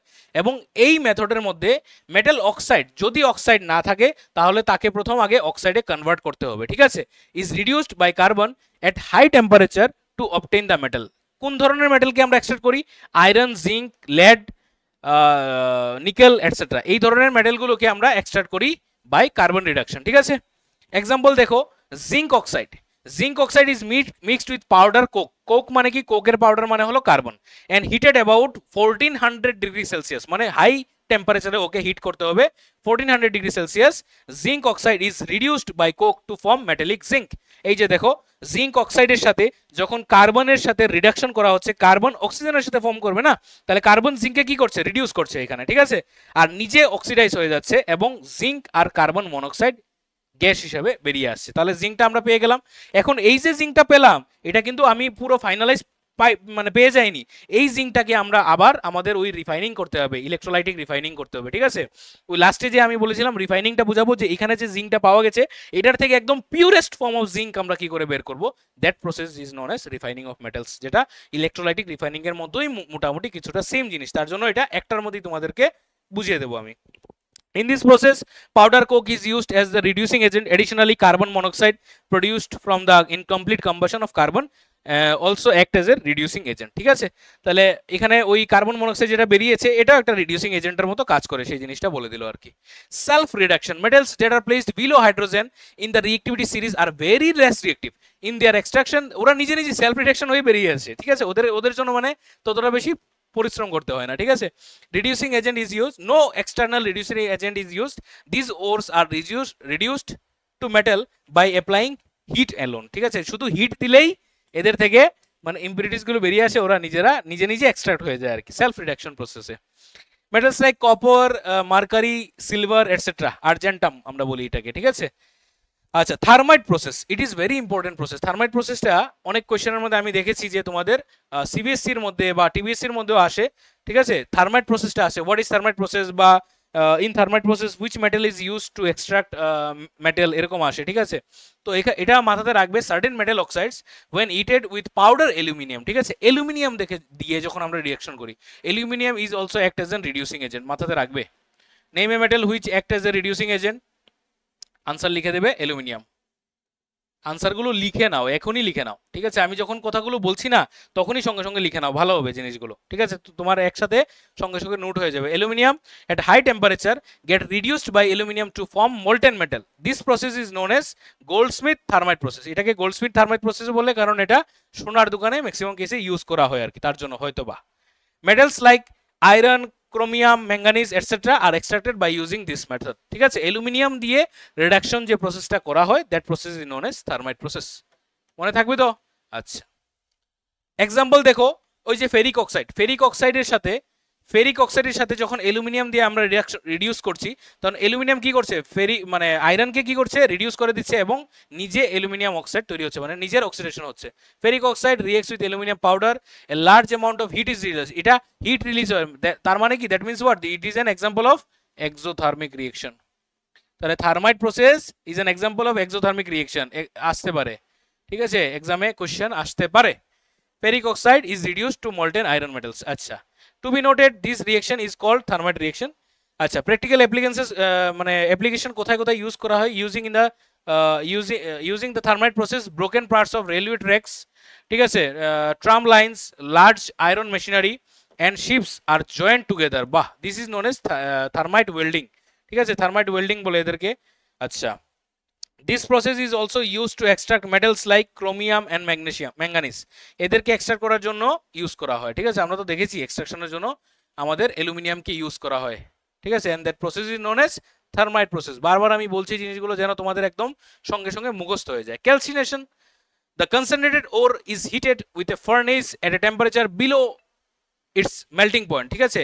এই দেখো, ওরগুলোকে আমরা যদি হিট করি এবং এই হিটটা যদি ওর মানে মেল্টিং পয়েন্টের খুব উপরে আসে, তাহলে ওরা তো মেল্ট হয়ে যাবে, তার জন্য বলে দিয়েছে অলরেডি এখানের মধ্যে, heated in a furnace at A temperature below its melting point, in the absence of air, air absence মানে কি অক্সিজেনের অ্যাবসেন্সে, to remove volatile impurities, this process is called calcination. এই ক্যালসিনেশন প্রসেসের মধ্যে কার্বন ডাইঅক্সাইড গ্যাস আমাদের by product হিসেবে মানে reduce হয়, ঠিক আছে, মানে কার্বন ডাইঅক্সাইড বেরিয়ে আসে আর কি বলতে পারো। তো এখানে জিঙ্ক কার্বনেট মানে যখনই তুমি কার্বনেটস, বিভিন্ন কার্বনেটস ওর যেগুলো আছে, মানে জিঙ্ক কার্বনেট হতে পারে, তারপর এখানে কি আছে এখানে, এটা কি ফেরাস কার্বনেট, ঠিক আছে। তো ফেরাস কার্বনেটকে যখন বা জিঙ্ক কার্বনেটকে তুমি যখন হিট করবে, খুব বেশি হিট করবে, ঠিক আছে, আর in the absence of air, ঠিক আছে, বা লেস কি বলে এটাকে, by applying less amount of oxygen, তুমি যখন তাকে যখন হিট করবে তখন তার থেকে কার্বন ডাইঅক্সাইড গ্যাস বেরোবে, এবং ওই যে জিঙ্ক অক্সাইডটা এটাকে আমি ফার্দার কার্বন দিয়ে, ঠিক আছে, রিডিউস করে দিতে পারবো। মানে ওই যে অক্সাইডগুলো চলে এসছে, এই অক্সাইডগুলো কার্বন দিয়ে আমরা রিডিউস করে দেবো। তো ওই যে কার্বন ডাইঅক্সাইড বেরিয়ে আসে যখন ওর থেকে, that process is known as calcination. এরকম করে মাথাতে রাখবে যে কার্বন ডাইঅক্সাইড গ্যাস যখন বেরিয়ে আসে, ক্যালসিনেশন প্রসেস থেকে কার্বন ডাইঅক্সাইড গ্যাস বেরিয়ে আসে, তার মানে কি কার্বনেটস ওর থাকে, ঠিক আছে। তো কার্বন ডাইঅক্সাইড বেরিয়ে আসে, এই প্রসেসটাকে আমরা কি বলছি, ক্যালসিনেশন। রোস্টিং মানে কি, রোস্টিং সেম প্রসেস, শুধু তার মধ্যে থেকে সালফার ডাইঅক্সাইড বেরিয়ে আসবে, মানে তার মধ্যে সালফার থাকতে হবে, ঠিক আছে, আর অক্সিজেনের প্রেজেন্সে তাকে আমরা বার্ন করাতে হবে in presence of excess air. এই প্রসেসটা আবার উল্টো, এক্সেস এয়ারের মধ্যে দিতে হবে, ঠিক আছে, এয়ারের মধ্যে ওকে বার্ন করতে হবে যাতে করে সালফার অক্সিজেনের সাথে বন্ড করে সালফার ডাইঅক্সাইড হয়, আর জিঙ্ক অক্সাইড বা কিউপ্রাস অক্সাইড আমরা যেন পাই, ঠিক আছে, কপার অক্সাইড। তাহলে এই জিনিসগুলোকে আবার আমরা ওই কার্বন দিয়ে আমরা রিডিউস করতে পারবো। কার্বন রিডাকশনের মধ্যে দেখেছিলে না যে কার্বন তখনই রিডিউস করতে পারবে যখন অক্সাইড ফর্মে থাকবে, কার্বনেট ফর্মে বা মনে করো সালফাইড ফর্মে যদি থাকে তখন সে পারবে না। The concentrated ore is heated at high temperature then in calcination, calcination process থেকে একটু বেশি হাই টেম্পারেচারে করা হয়, but below its melting point, কিন্তু বিলো মেল্টিং পয়েন্ট থেকে মেল্টিং পয়েন্টের নিচে তাদেরকে করা হয় in the presence of excess air. This process is mainly used for sulphide ores like zinc sulphide, copper sulphide, এদেরকে এক্সট্রাক্ট করার জন্য আমার ওই মানে হিটিংটা করা হয়। আর this process is known as what, roasting. এই প্রসেসটার নাম কি, রোস্টিং প্রসেস। মাথাতে রাখবে কিন্তু, ঠিক আছে, কনফিউশন যেন না আসে ক্যালসিনেশন এবং রোস্টিং মধ্যে, কারণ তাদের বাই প্রোডাক্টগুলো আলাদা আলাদা, একটার মধ্যে কার্বন ডাইঅক্সাইড গ্যাস, একটার মধ্যে সালফার ডাইঅক্সাইড গ্যাস, একটার মধ্যে এক্সেস এয়ার, একটার মধ্যে লেস অ্যামাউন্ট অফ এয়ার, ঠিক আছে, একটার মধ্যে টেম্পারেচার বেশি, একটার মধ্যে টেম্পারেচার কম। স্মেল্টিং এন্ড রিডাকশন, ঠিক আছে, what is smelting or what is reduction? Reduction তো আমরা জানি, সিম্পল রিডাকশন প্রসেস। স্মেল্টিং জিনিসটা কি? In this process, the calcined or roasted ore is mixed with suitable reducing agents such as coke and a proper flux, ঠিক আছে, ফ্লাক্সের সাথে ফ্লাক্সটা একটু পরে আমরা দেখব, and then melted at high temperature in a special furnace, example blast furnace of for iron, ঠিক আছে, আয়রনের জন্য blast furnace ইউজ করা হয়, with a strong blast of air.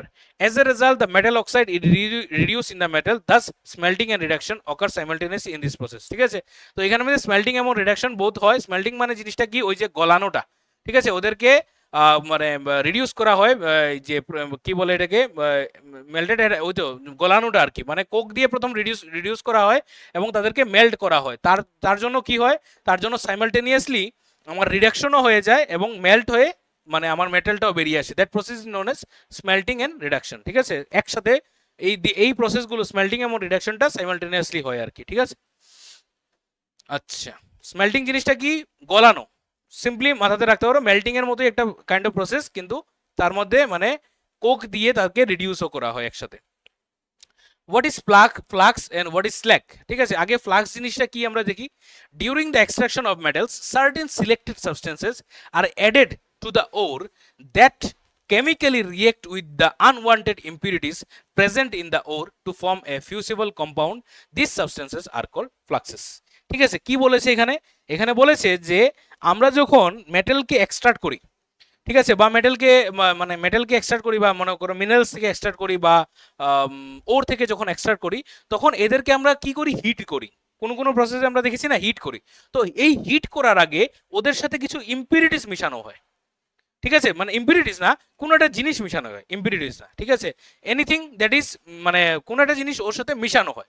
তো with the unwanted impurities present in the ore to form a fusible compound. তো কি করা হয় দেখো, মেটালের সাথে মানে একটা মিনারেলের সাথে আমি যখন একটা জিনিস মিশিয়ে দিই, মানে কোনো একটা সাবস্টেন্স মিশিয়ে দিই, তখন যে সাবস্টেন্সটা আমার ওই আনওয়ান্টেড সাবস্টেন্সের সাথে একটা বন্ড ক্রিয়েট করে, আর যে সাবস্টেন্সটা আনওয়ান্টেড সাবস্টেন্সের সাথে বন্ড ক্রিয়েট করে, ওই সাবস্টেন্সটাকে আমরা বলছি ফ্লাক্স।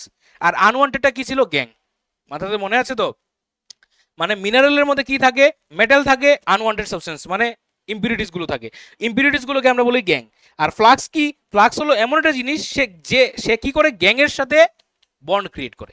ঠিক আছে, গ্যাং এর সাথে কি করে? বন্ড ক্রিয়েট করে। During the extraction of metals certain selected substances is added to the ore that chemically react with the unwanted impurity. Unwanted impurities কার কথা বলেছে? গ্যাং এর কথা বলেছে। গ্যাংয়ের সাথে সে বন্ড ক্রিয়েট করে present in the ore to form fusible compounds. Fusible compounds মানে কি? মানে যে কম্পাউন্ডস গুলো গলতে পারে। মানে বিষয়টা এরকম হতে পারে যে আমি যখন একটা মনে করো মিনারেলকে আমি যখন হিট করলাম, তো মিনারেলকে যখন হিট করব তখন হয়তোবা পুরোটা জিনিস গলে যেতে পারে। ঠিক আছে, মানে হাই টেম্পারেচার দিলে পুরোটা জিনিস গলে যেতে পারে। তো এখন আমি একটা জিনিস কাজ করি, এখন আমি এদের সাথে একটা ইম্পিউরিটিস মিশিয়ে দিই, যে জিনিসটা মেশানোর জন্য আমার ওই যে ইম্পিউরিটিসটা আছে যেটা অলরেডি ছিল আমার মিনারেলসের মধ্যে, এটার সাথে বন্ড ক্রিয়েট করে ওর মেল্টিং পয়েন্টটা মনে করো কমে গেছে। ঠিক আছে, তো মেল্টিং পয়েন্টটা কমে গেলে কি হবে? মেটেলটা গলার আগে ওই জিনিসটা আগে গলে যাবে। ঠিক আছে, তাহলে ইজিলি তার থেকে এক্সট্রাক্ট করে নেব।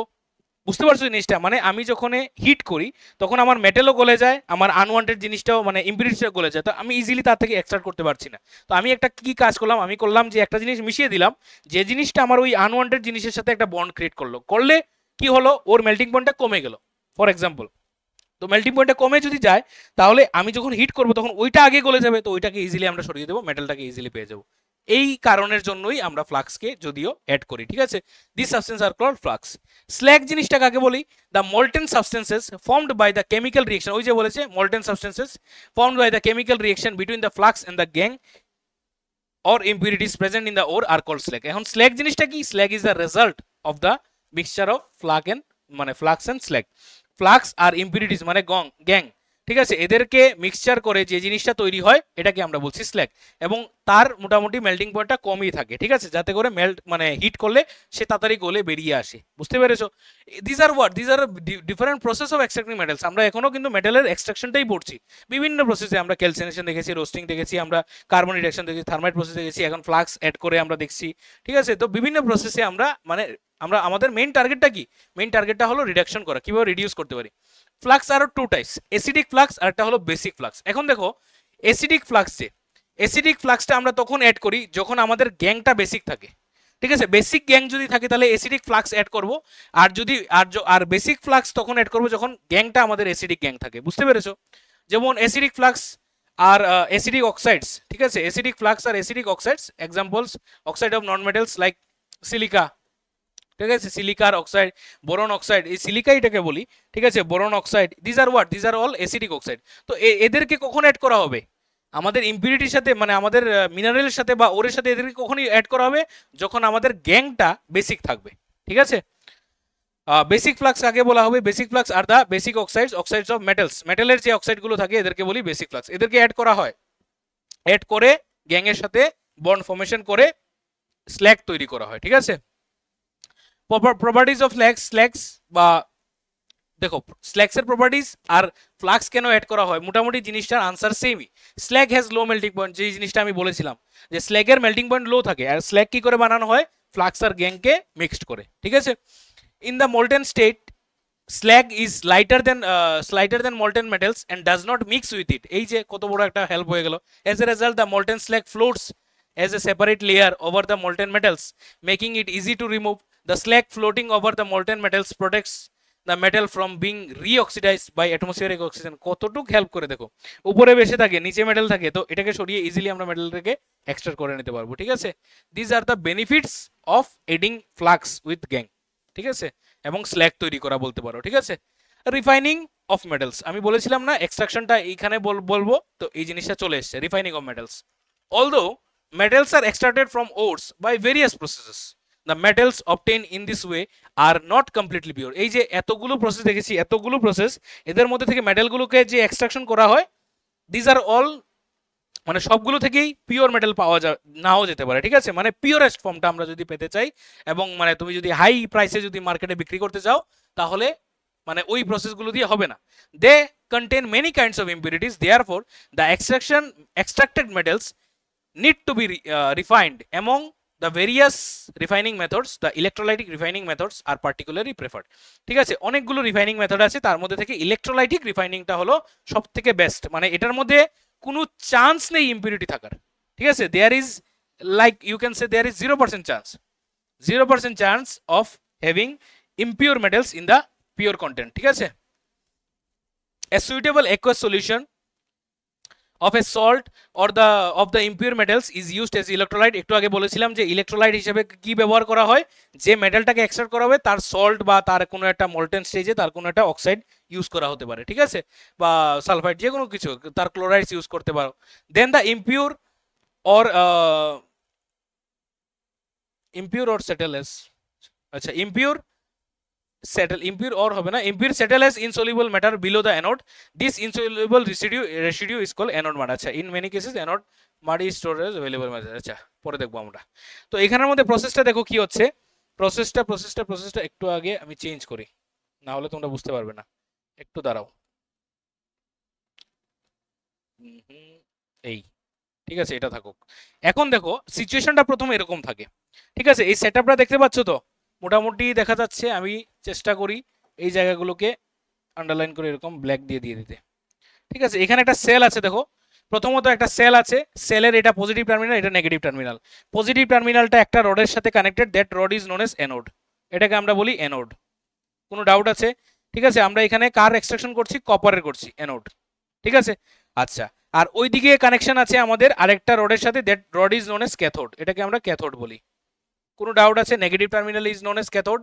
ঠিক আছে, ক্যাথোডের মধ্যে কে আসে, ক্যাটায়ন আসে, এই জিনিসগুলো অসুবিধা নেই তো? না, আছে আছে আছে, নেই, আছে নেই, আছে নেই, নেই নেই নেই, ঠিক আছে। আচ্ছা, তো এখানে থাকে অ্যানোড, পজিটিভ টার্মিনালস। আচ্ছা, ক্যাথোডের মধ্যে কে আসে, ক্যাটায়ন আসে, ক্যাটায়ন ইজ পজিটিভ। আর অ্যানোডের মধ্যে কে আসে, অ্যানায়ন আসে, অ্যানায়ন ইজ নেগেটিভ। আচ্ছা, তো এখানে দুটো রড আছে, কার এক্সট্রাকশন করছি আমরা, কপারের এক্সট্রাকশন করছি, ভালো কথা। তো এখানে সলিউশনটা কি নেব, কপারের একটা মানে সলিউশন নেব, একটা সল্ট নেব। তো কপারের সল্ট আমরা কি নিতে পারি, কপার সালফেট নিয়ে নিতে পারি, CuSO4 কপার সালফেট নিতে পারি। তো কপার সালফেটটা কেন নিলাম, তার এটা অ্যাসিডিক ফর্মে নেব একটু। ঠিক আছে, অ্যাসিডিফাইড কপার সালফেট সলিউশন, অ্যাসিডিফাইড মানে তার সাথে 1-2 ড্রপ আমরা H2SO4 বা যে কোনো ধরনের অ্যাসিড দিয়ে দিতে পারি। তাহলে দিয়ে দিলে কি হবে, এই CuSO4 কপার সালফেটটা ব্রেকডাউন হবে প্রথমত। ঠিক আছে, আয়নসে ব্রেকডাউন হবে, because it is an electrovalent bond. তাহলে কপারসটা ব্রেকডাউন হবে Cu2+ হয়ে, এবং SO4টা হবে SO4 2- হয়ে, মানে Cu2+ আয়ন এবং SO4 2- আয়নসে পুরোটা কন্টেনারে ভরে যাবে। বুঝতে পেরেছো? কানেকশন দিলাম, ঠিক আছে, সুইচ অন করলাম। তো এখন সিচুয়েশন কি হবে, অ্যানোড যেটা নিয়েছি এটা হলো আমাদের ইমপিউর মেটাল। ঠিক আছে, অ্যানোডের মধ্যে মানে পজিটিভে লাগাবো আমরা ইমপিউর মেটালটা, আর নেগেটিভে লাগাবো আমরা পিওর মেটালটা। মানে পিওর মেটালটা পাতলা একটা মেটাল নিয়েছি, মানে এটার উপর এটার লেয়ার গিয়ে বসবে, তার জন্য এটা পাতলা নিয়েছি, মানে এটা আস্তে আস্তে মোটা হয়ে যাবে।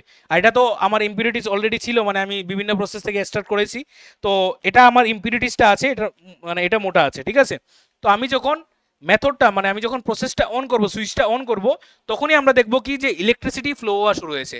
ইলেকট্রিসিটি কোথা থেকে কোথায় ফ্লো হয়, পজিটিভ টু নেগেটিভ টার্মিনাল। তাহলে ইলেকট্রিসিটি এদিকে এসে এখানে তাও আসবে, আসার পরে এখানে কি হবে দেখো, এই যে কন্টেনারটা দেখছো, এই কন্টেনার থেকে মানে এটা তো অ্যানোড, তো এখানে ঘটনা কি হবে, এই Cu2+, এই Cu2+টা কি, এই Cu2+টা হলো আমাদের ক্যাটায়ন। জিনিসগুলো এরকম করে ভালো করে বুঝবে কিন্তু। ঠিক আছে, এটা হলো ক্যাটায়ন। আর SO4 2- কি, এটা হলো আমাদের অ্যানায়ন। ঠিক আছে, এটা হলো আমাদের অ্যানায়ন। তাহলে ঘটনা কি ঘটবে, এই যে ক্যাটায়নটা পজিটিভ চার্জটা এটা যাবে কার কাছে, ক্যাথোডের কাছে। তাহলে Cu2+ সব এদিকে গেল, সব এদিকে গেল। তাহলে মনে করো আমি যে কন্টেনারটা নিলাম সেটার মধ্যে 100টা Cu2+ ছিল, কথার কথা 100টা Cu2+ ছিল, তাহলে সব Cu2+ চলে গেল এখানে। এবং এখানে গিয়ে কি হবে দেখো, আমার মেইন টার্গেট কি, আমাদের মেইন টার্গেট হলো এক্সট্রাকশন করা, এবং এক্সট্রাকশন কিভাবে হয়, ইলেকট্রিসিটি সাপ্লাই হয়। তো এই ইলেকট্রিসিটিটা যখন সাপ্লাই হতে হবে, দেখো ইলেকট্রিসিটি এখানে এসে তো বসে থাকবে, এখানে এটার মধ্যে তো কোনো কানেকশন নেই। তো ইলেকট্রিসিটি যেতে হলে আয়ন্সগুলো কি করে, চার্জ ক্যারি করে, আমরা বলি তো, তাই তো। তাহলে আয়ন্সগুলো যদি চার্জ ক্যারি করে, তাহলে ঘটনা কি করবে দেখো, Cu2+ যখন এখানে যাবে, এখানে গিয়ে সে ইলেকট্রন গেইন করবে। ঠিক আছে, Cu2+ এখানে গিয়ে কি করবে, ইলেকট্রন গেইন করবে। Cu2+ এট ক্যাথোড, আমি লিখে দিচ্ছি, ঠিক আছে, এট ক্যাথোড, ক্যাথোডের মধ্যে কি হবে, ওই যে 100টা Cu2+ আছে, এই 100টা CO2 প্লাসের মধ্যে মনে করো একটা CO2 প্লাস গেল কার কাছে, ক্যাথোডের কাছে, কারণ পজিটিভ চার্জ নেগেটিভের কাছে যাবে। তাহলে CO2 প্লাস প্লাস 2E, কারণ সে 2 প্লাস আছে, তাহলে দুটো ইলেকট্রন গেইন করবে। তো দুটো ইলেকট্রন যখন গেইন করবে তখন ক্যাথোডে একটা কন্ডিশন দেবে, ঠিক আছে আমি তোমাকে দুটো ইলেকট্রন দেবো কিন্তু তোমার আমার গায়ে বসতে হবে। তাহলে সে যখন দুটো ইলেকট্রন গেইন করবে সে সঙ্গে সঙ্গে ক্যাথোডের গায়ে বসে যাবে। তার মানে কি আমার ওই কন্টেনারটার মধ্যে সব কপার গিয়ে বসা শুরু হবে, তাহলে এটা হবে সিউ। তাহলে জিনিসটা কি হবে, জিনিসটা একটু পরে দেখা যাবে যে এখানে সব কপার শেষ হয়ে গেছে, CO2 প্লাস সব গিয়ে বসে গেছে, কিন্তু না, ঘটনা কি ঘটবে, এখান থেকে CO2 প্লাস বেরিয়ে আসবে। সবচেয়ে মজার বিষয় হলো এটা, এই সলিউশন থেকে CO2 প্লাস বেরিয়ে, মানে সলিউশন না সরি, এই কন্টেনারটা মানে এই ইমপিউর অ্যানোডটা থেকে কি হবে CO2 প্লাস, মানে দেখো এখানে তো ইলেকট্রিসিটি চলতে হবে, তাহলে ইলেকট্রিসিটি চলতে হলে ইলেকট্রনের মুভ করতে হবে। তাহলে ইলেকট্রন কি করে মুভ করে, কারেন্ট যেদিকে মুভ হয় তার অপোজিট দিকে ইলেকট্রন মুভ হয়। তাহলে ইলেকট্রন যদি অপোজিট দিকে মুভ হয় ইলেকট্রনগুলো কোথা কি করে যাবে, তো ঘটনা এরকম ঘটবে যে কপারটা দুটো ইলেকট্রন অ্যানোডকে দিয়ে সে CO2 প্লাস হয়ে বেরিয়ে আসবে। ঠিক আছে, বুঝতে পারছো জিনিসটা, মানে অ্যানোডের মধ্যে ঘটনাটা কি করবে আমি একটু এখানে দেখিয়ে দিচ্ছি। ঠিক আছে, এটা এই জিনিসগুলো কোথাও তোমরা পাবে না, আমি একদম শিওর। ঠিক আছে, কোনো জায়গাতে এরকম মানে ইলাবোরেটলি এক্সপ্লেনেশন থাকে না। তো অ্যানোডের মধ্যে কি হবে, অ্যানোডের মধ্যে সিইউ যে আছে কপার, এখানে যে পিওর কপার আছে, সে কি করবে, সে দুটো ইলেকট্রন দিয়ে দিবে -2E দিয়ে CO2 প্লাস হয়ে সলিউশনে চলে আসবে। তাহলে আমাদের কি ছিল, 100টা মানে CO2 প্লাস ছিল, তো আমাদের টেনশন ছিল যে এখানে যদি CO2 প্লাস শেষ হয়ে যায়, যদি আয়ন্স শেষ হয়ে যায় তাহলে তো ইলেকট্রিসিটি মানে বন্ধ হয়ে যাবে। তো আমাদের এখানে ইলেকট্রিসিটিটা বন্ধ না হয়ে ঘটনাটা কি ঘটবে, যে এখান থেকে CO2 প্লাস মনে করো গিয়ে এখানে বসে গেল, তাহলে এখান থেকে CO2 প্লাস একটা বেরিয়ে আসবে। মানে ঘটনাটা কি করবে, যে আমার সলিউশনের যে CO2 প্লাস আছে এটা মানে সবসময় মানে সেমই থাকবে, কিন্তু আমাদের অ্যানোড থেকে কপার ইলেকট্রন দিয়ে দুটো ইলেকট্রন দিয়ে CO2 প্লাস হয়ে বেরিয়ে আসবে। আর মনে করো সেই কপারটাই গিয়ে মনে করো বসে গেল, তাহলে সলিউশনের কপার সবসময় রিমেন সেম। ঠিক আছে, সলিউশনে যদি আমার 100টা কপার থাকে, 100টা CO2 প্লাস আয়ন থাকে, এটা through out the reaction it will remain same. শুধু কপার আয়ন মানে কপারের আয়নসগুলো শেষ হবে কোন জায়গা থেকে, এই রডের থেকে। তাহলে এখান থেকে সব কপার আয়ন বেরিয়ে আসবে, বেরিয়ে এসে সব এখানে গিয়ে বসে যাবে। তাহলে এখান থেকে সব কপার বেরোলো। আর কপার কেন বেরোচ্ছে, কারণ ইলেকট্রন দিতে হবে, ইলেকট্রন দিতে হলে ইলেকট্রন যদি এরকম মুভ করে তাহলে কারেন্ট এরকম ভাবে চলবে। তার জন্যই এই সার্কিটটা পুরোপুরি চলতে থাকে, একদম খুব ইম্পর্টেন্ট জিনিস এটা। ঠিক আছে, তো ও এদিকে ইলেকট্রন দেয় আর ওইদিকে ইলেকট্রন গেইন করে, বুঝতে পেরেছো জিনিসটা। এখানে নেগেটিভ থাকে, এখানে নেগেটিভ চার্জ না, তো নেগেটিভ চার্জ মানে কি, এখানে প্রচুর ইলেকট্রন আছে, তো সেই ইলেকট্রন গেইন করছে আর সেই ইলেকট্রন লুজ করছে, তার এই জন্য জিনিসটা এরকম করে মুভ করছে, আর ইলেকট্রন এইভাবে চলতে থাকে আর কারেন্ট এইভাবে চলতে থাকে। বুঝতে পেরেছো জিনিসটা। তাহলে অ্যানোডের মধ্যে আসলে ঘটনাটা কি ঘটে, অ্যানোড রিয়েকশনে কি হয় দেখো, অ্যানোডের মধ্যে আসলে এরকমই হয়, কপার মানে দুটো ইলেকট্রন ছেড়ে দেয় আর এখানে কপার দুটো ইলেকট্রন নিয়ে নেয়। ঠিক আছে, আর আমরা যদি SO4 ধরিও, ঠিক আছে SO4 ধরিও ধরা যাবে, কোনো অসুবিধা নেই, আমি তো মুছে দিলাম, তোমরা স্ক্রিনশট নিয়ে একটু আবার প্রিভিউ দিয়ে স্ক্রিনশট দিয়ে আবার লিখে নেবে। ঠিক আছে, আমি মানে পেন দিতে আমি ক্লিয়ার দিয়ে দিয়েছি। তো অ্যানোডের মধ্যে আরেকটা জিনিস হয়, অ্যানোডের মধ্যে আরেকটা জিনিস ঘটে, যে এই SO4টা আছে না, SO4 2 সেও কিন্তু অ্যানোডের মধ্যে যায়। ঠিক আছে, সেও অ্যানোডের মধ্যে গিয়ে সে ইলেকট্রন গেইন করে, এই জিনিসগুলো হয়। ঠিক আছে, এগুলা অনেক অন্য ব্যাপার, এখন এই জিনিসগুলো আমরা ডিসকাস করব না। ঠিক আছে, আচ্ছা মোটামুটি ঠিক আছে, আর তো তেমন কিছু নেই। তো ঘটনাটা কিরকম ঘটে দেখো, মানে একটু একটা ভিডিও রেখেছি তোমাদের জন্য, যে অ্যানোডটা থাকে মানে পুরো মোটা থাকে। তো অ্যানোডটা আস্তে আস্তে কি করে, অ্যানোডটা আস্তে আস্তে সব ইলেকট্রন দিয়ে দেয় আর কপারটা আস্তে আস্তে মোটা হয়ে যায়, আর কপারটা মোটা হয়ে যায়, অ্যানোডটা আস্তে আস্তে পাতলা হয়ে যায়। আর কিছু ইম্পিউরিটিস, যে জিনিসগুলো মানে ইমমিসিবল বলতে পারো, ঠিক আছে, যেটা মিক্স হয় না সলিউশনের সাথে, ওই ইম্পিউরিটিসগুলো নিচে বসে থাকে, যাকে আমরা বলি কি, যাকে আমরা বলি অ্যানোড মাড। বুঝতে পেরেছো, এক্সট্রাকশন অফ মেটাল আর এই যে refining of metal same process, cathode আর অ্যানোড দিয়ে। ঠিক আছে, অ্যানোড থেকে কপার বা যে কোনো মেটাল কি করে বেরিয়ে আসে, মানে CO2 প্লাস বা যে কোনো মেটালের আয়নস হয়ে পজিটিভ আয়ন হয়ে বেরিয়ে এসে ক্যাথোডে গিয়ে বসে থাকে, আর ক্যাথোডটা আস্তে আস্তে মোটা হতে থাকে, অ্যানোডটা আস্তে আস্তে পাতলা হতে থাকে। বুঝতে পেরেছো, মজা লেগেছে জিনিসটা জেনে আজকে। ঠিক আছে, বা রিভাইজ করে। ঠিক আছে, অনেক আছো তোমরা আগে থেকে জানো জিনিসগুলো, বা অনেক আছো রিভিশন করছো, কিন্তু পড়াশোনার জানো এমন একটা মানে মজার বিষয়, আমাদের সাথে সেম জিনিসটা হয়। আমরা যখনই মানে কোনো একটা জিনিস মনে করি আমরা শিখে নিয়েছি, we have learn the best out of it, তারপরও যখন আবার জিনিসটা পড়ি তখন মনে হয় আরে আজকে তো নতুন একটা জিনিস শিখলাম। তো তোমাদের সাথেও আশা করি এরকম হতে পারে যে তোমরা একবার পড়ে নিয়েছো পুরো সিলেবাস হয়তো বা, কিন্তু আবার যখন আজকে ভিডিওটা দেখবে তারপরেও তোমার মনে হবে আরে আজকে একটা জিনিস তো নতুন শিখেছি, নতুন পড়েছি। ঠিক আছে, এটাই মানে পড়াশোনার একটা খুবই মজার বিষয় আর কি। ঠিক আছে, আমরা কখনোই মানে ওই যে বলি না পড়াশোনা কখনোই শেষ হয় না। ঠিক আছে, বুড়ো হয়ে গেলেও পড়া শিক্ষার কোনোদিন শেষ নেই। এই দেখো এই জিনিসটা ঘটে, ঠিক আছে, অ্যানোডের মধ্যে। ক্যাথোডের মধ্যে কি হয়? ক্যাথোডের মধ্যে ইলেকট্রন গেইন হয়। তাহলে ক্যাথোডের মধ্যে কি হচ্ছে, অক্সিডেশন না রিডাকশন? ক্যাথোডের মধ্যে রিডাকশন হচ্ছে, সিম্পল রিডাকশন রিঅ্যাকশন হচ্ছে ক্যাথোডের মধ্যে।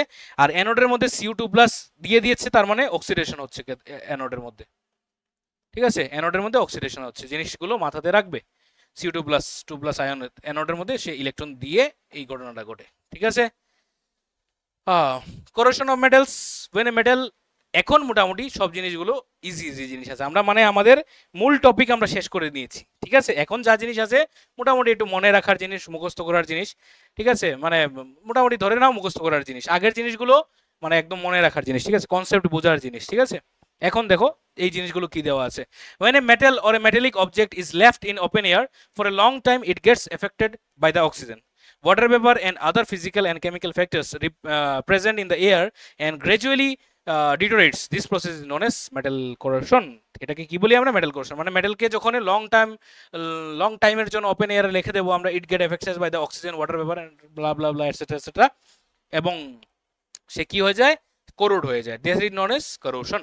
করোশন থেকে বাঁচার জন্য কি করি আমরা? গ্যালভানাইজেশন করি, তারপরে আমরা বিভিন্ন ধরনের প্লেটিং করি। ঠিক আছে, এই কি বলে এটাকে, ওই যে কি বলে এটাকে, স্টেইনলেস স্টিলের যে ক্রোমিয়ামের লেয়ার দেই। ঠিক আছে, কালার করি, পেইন্ট করি। ঠিক আছে, কেরোসিনের মধ্যে ডুবিয়ে রাখি, কত জিনিস করা যায়, ওয়েলের মধ্যে রাখি, ডুবিয়ে রাখি। তো এই this are what, this are the process of preventing corrosions.